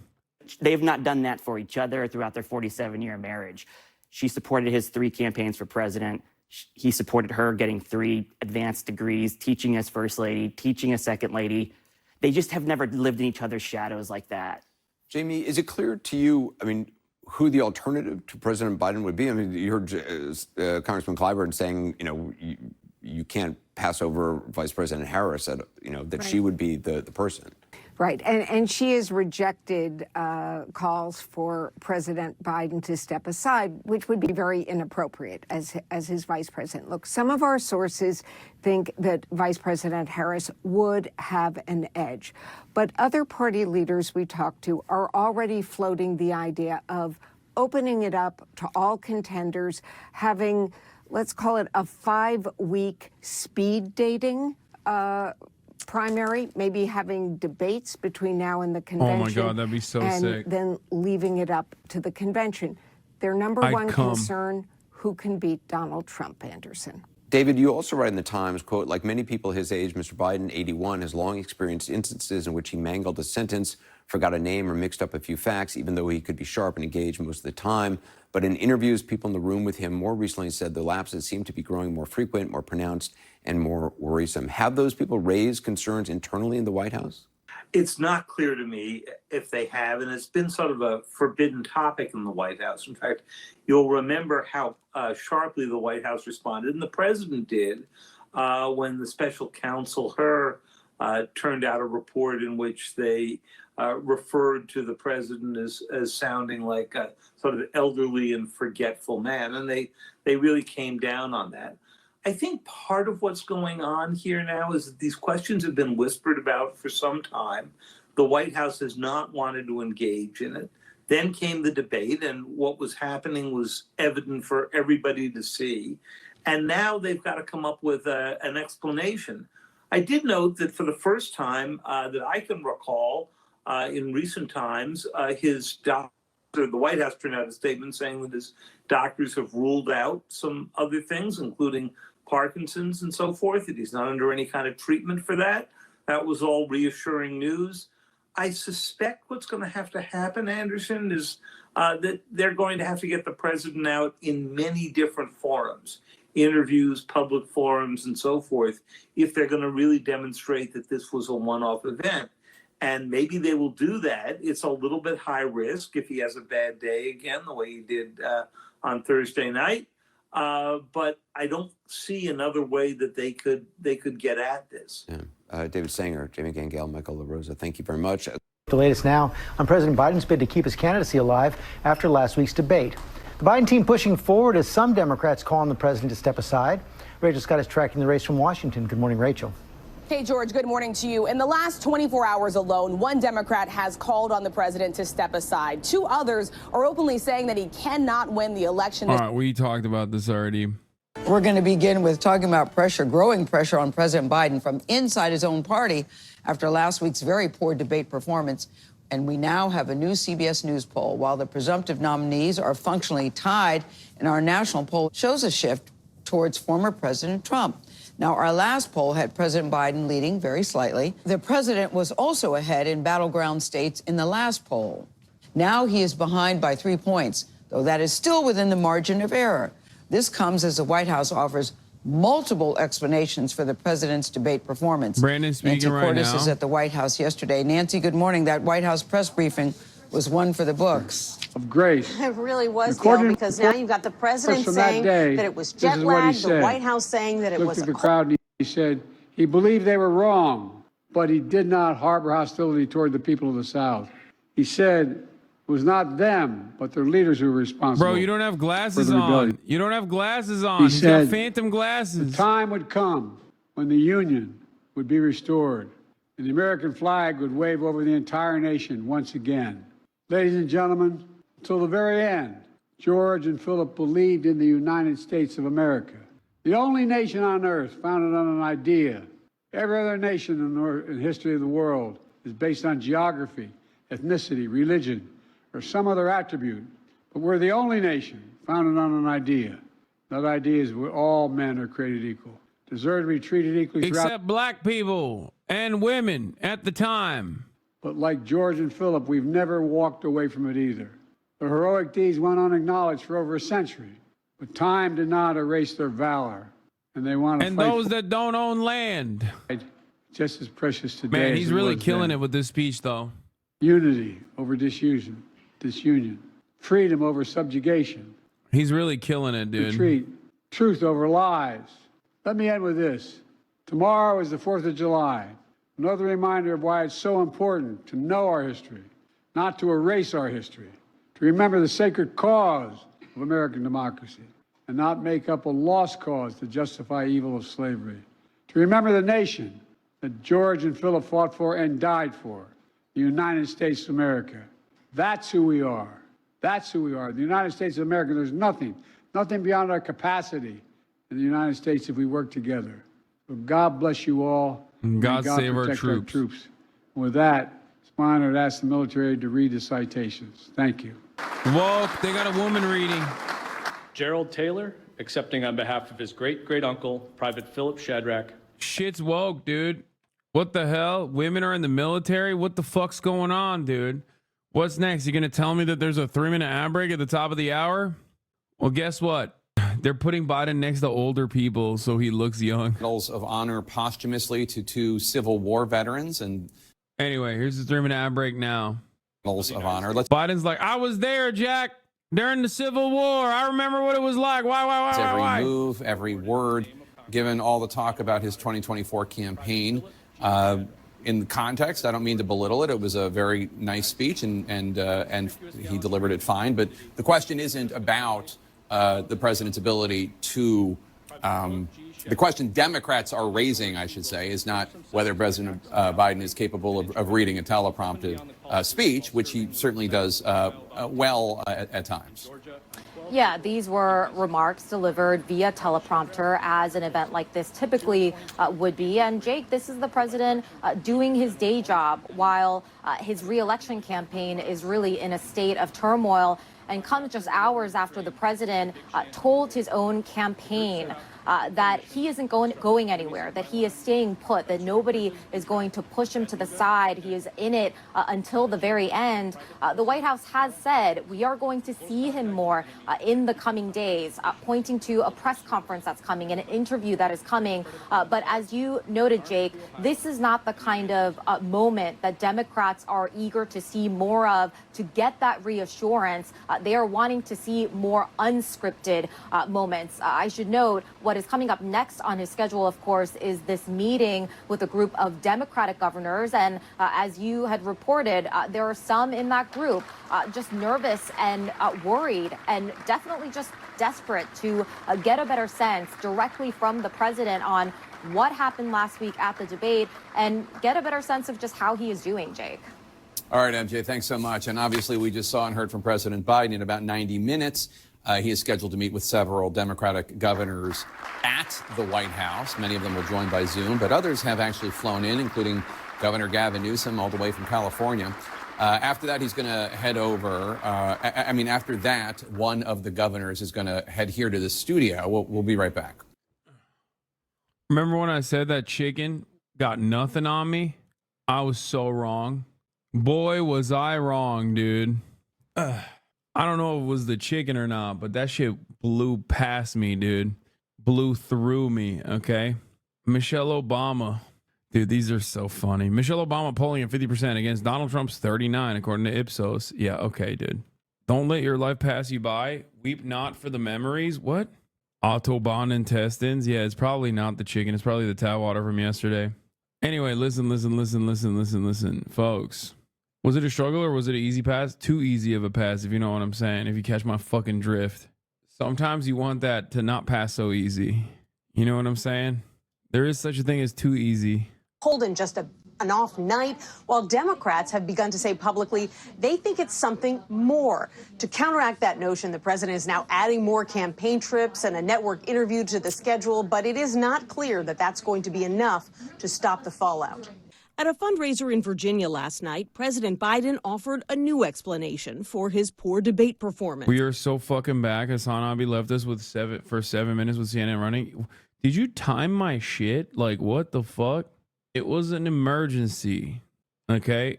God damn it. The fucking stream is effing again. I decided to travel around the world a couple of times shortly before the debate, he said. I didn't listen to my staff, and then I almost fell asleep on stage. Biden did travel back and forth to France, Italy, and California the first half of June. But he returned to D.C. 11 days before the debate. Wait, are you fucking kidding me? Bro, I thought he flew right from France. Dude. Are you fucking insane? Oh my God. Bro, I thought he snuck a couple flights in there or something that I wasn't aware of. Bro, that is insane, dude. 11 days in DC prepping for the fucking debate? Dude. That's crazy, dude. Bro, what are they doing? What are the Democrats doing? That's our defense. Also here, Elon is fact-checking Kamala Harris, never deleting this app, says America First, Unfiltered Patriot, MAGA. Just a dude with an iPhone. Fire emoji. Kamala Harris says Donald Trump would ban abortion nationwide. President Joe Biden and I will do everything in our power to stop him and restore women's reproductive freedom. He clearly said he would not do so in the debate. Fucking fact check, dude. Online liberals' reaction to the media calls for Biden to drop out is comically bad. Wait, dude. Yeah, I'm glad that shit didn't load, okay? I'm not trying to watch that right now. Well, if we finally beat Medicare. And the White House press secretary had a different explanation for Thursday's debacle. The president had a cold. He had a cold and a bad night. She insisted Biden is not suffering from something more serious. He can do the job. He can. But even as she spoke, a New York Times report was taking Washington by storm, citing White House and... Spotted HasanAbi merch and Megan Thee Stallion related TikTok? What? Megan Thee Stallion 可愛くない？どうする？お金稼ぐ私はスター。もう私見たんです。ある男の人がね、メガン・ディ・スタリオンさんの日本語の発音がアメリカなまりで全然日本語正しくないって言ってる。どうでもいい。どうでもいいわ、お前の意見。大物の日本人は外国の人が頑張って日本語喋ろうとしてくれてるの見たら、頑張れって応援するもんです。中途半端な日本オタクの外国人ほどよく喋りますよね。キャンキャンキャンキャン、うるせえな、この野郎。チワワですか? This is the best HasanAbi head, straight up. She is. Because she's Japanese. I know her shirt. She wears all the merch. Sorry, y'all can't compare. I don't make the rules, except I did make that rule. And foreign officials who said Biden has, quote, increasingly appeared confused or listless, and even sometimes seems to freeze up.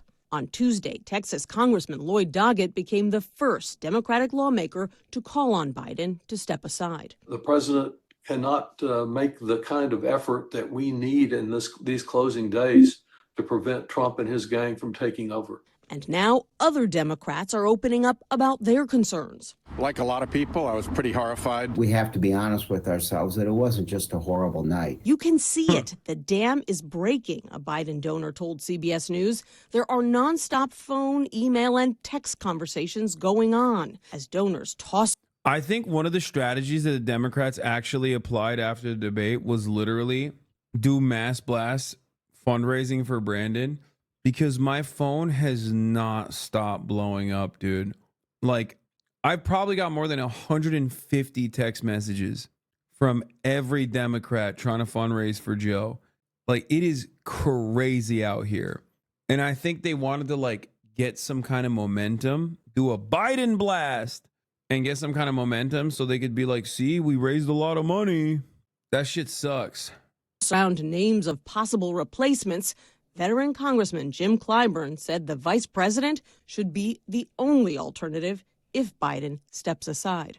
This party should not in any way do anything to work around Ms. Harris. We should do everything we can to bolster her, whether it's in second place or at the top of the ticket. Bro, this dude is allergic. He's just allergic to having good opinions. I swear to God. He just sucks so much. I hate him. God damn, he sucks, bro. In a brief interview with CBS News, Vice President Harris said this. Look, Joe Biden is our nominee. We beat Trump once, and we're going to beat him again, period. President Biden himself is getting involved in the damage control today, meeting with Democratic governors, some virtually and some in person here at the White House. He needs their support, so we'll see what they advise him to do, especially since some of them, Tony, have presidential aspirations of their own. Yeah, this issue's not going away. Nancy, thank you very much. Democrats are now all over the map when it comes to how they feel about how their party... About what the president has been able to do during his past 3 years.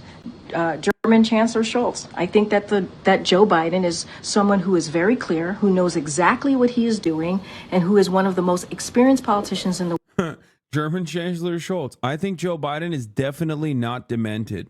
I would like to put it on the record. His if in the future perhaps his senility is called into question, I will tell you without a shred of doubt that he is not senile. Please do not put it in the newspaper that Joe Biden is senile. The world, especially when it comes to international politics. The Prime Minister of Israel, Bibi Netanyahu, I have had more than a dozen extended phone conversations. Bro, that's crazy. Wow, what a ringing endorsement from the dude currently conducting genocide. Dude, he's running circles around Brandon, and he wants Donald Trump to literally be the next president. That's awesome. Thank you for reading us Benjamin Netanyahu's opinion on Joe Biden. Why the fuck would he fuck up the bag? He wants Trump to win. He sees Joe Biden as like losing. He also has gotten everything he wanted from Joe Biden, even as he cucks him with regular frequency. Of course, he's going to be like, no, Joe Biden's mental faculties are totally in order, except for that brief moment where he tried to delay a weapon shipment, in which case he was not. He was seemingly kind of senile then. With President Biden, he also came on a visit to Israel during wartime, which is an historic first. I found him very clear and very focused. I mean, these are leaders that he has had extensive engagement with over the past 3 years. They have seen him up close and personal. Some of them have been even quoted about what the president. Yeah. This morning, we were waiting to see if new elected Democrats step forward and call for President Biden to end his campaign. But there is another crucial group at play here, too. Anti-Trump Republicans. They've got a lot on the line. So how are they feeling in the days after the debate? CNN's Ellie Reeve went to find out.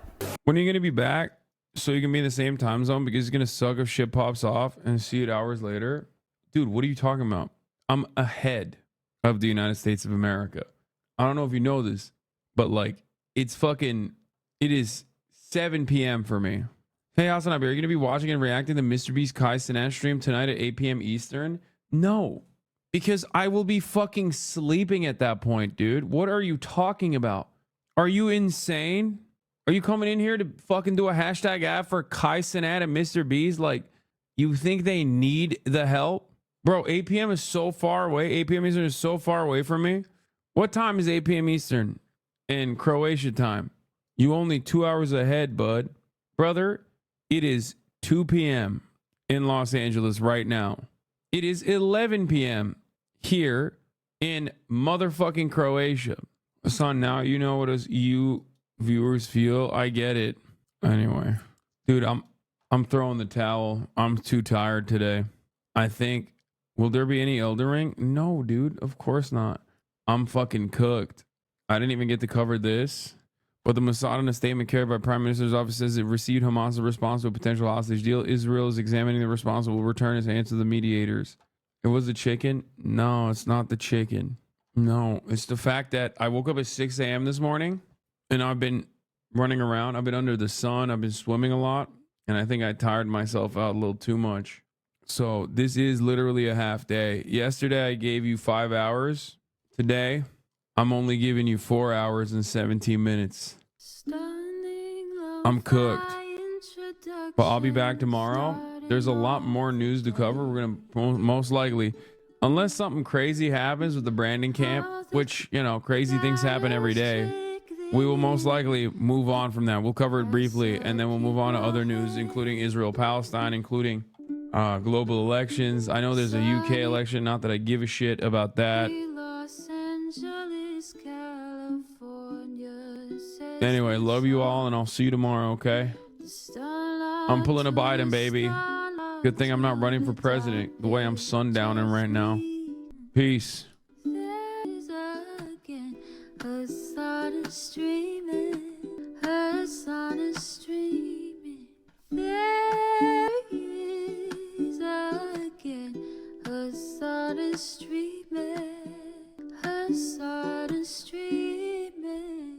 Reviewing the P.O. box, Uncle Uger's face. Sudden discord at your prop, great names take on break. Tiny Bernie Sanders, LGBTQ Air Force. The whole left at your fingertips, Ane at your door. H3 crowded debate, the Young Turks online show. 3 full fucking years of this, plenty more to go. 90-day fiance, talks of champagne bourgeoisie. A Trump rally live reaction, a mass riot at DC. There he is again, Hasan is streaming, Hasan is streaming. There he is again, Hasan is streaming, Hasan is streaming. Reading a live stream, fair comments, Austin show chat advice, and all the ways the right-wing pipeline can suck you in online. JCS react, Lord, frame gets broken, cover blown. A full-blown mass pandemic, monster streaming at your home. Total radicalization coming out of the system you were taught to trust in was broken the whole time. these daily streams, whether big or whether small, have helped me and so many find the meaning through it all. There is again, her sun is streaming, her sun is streaming.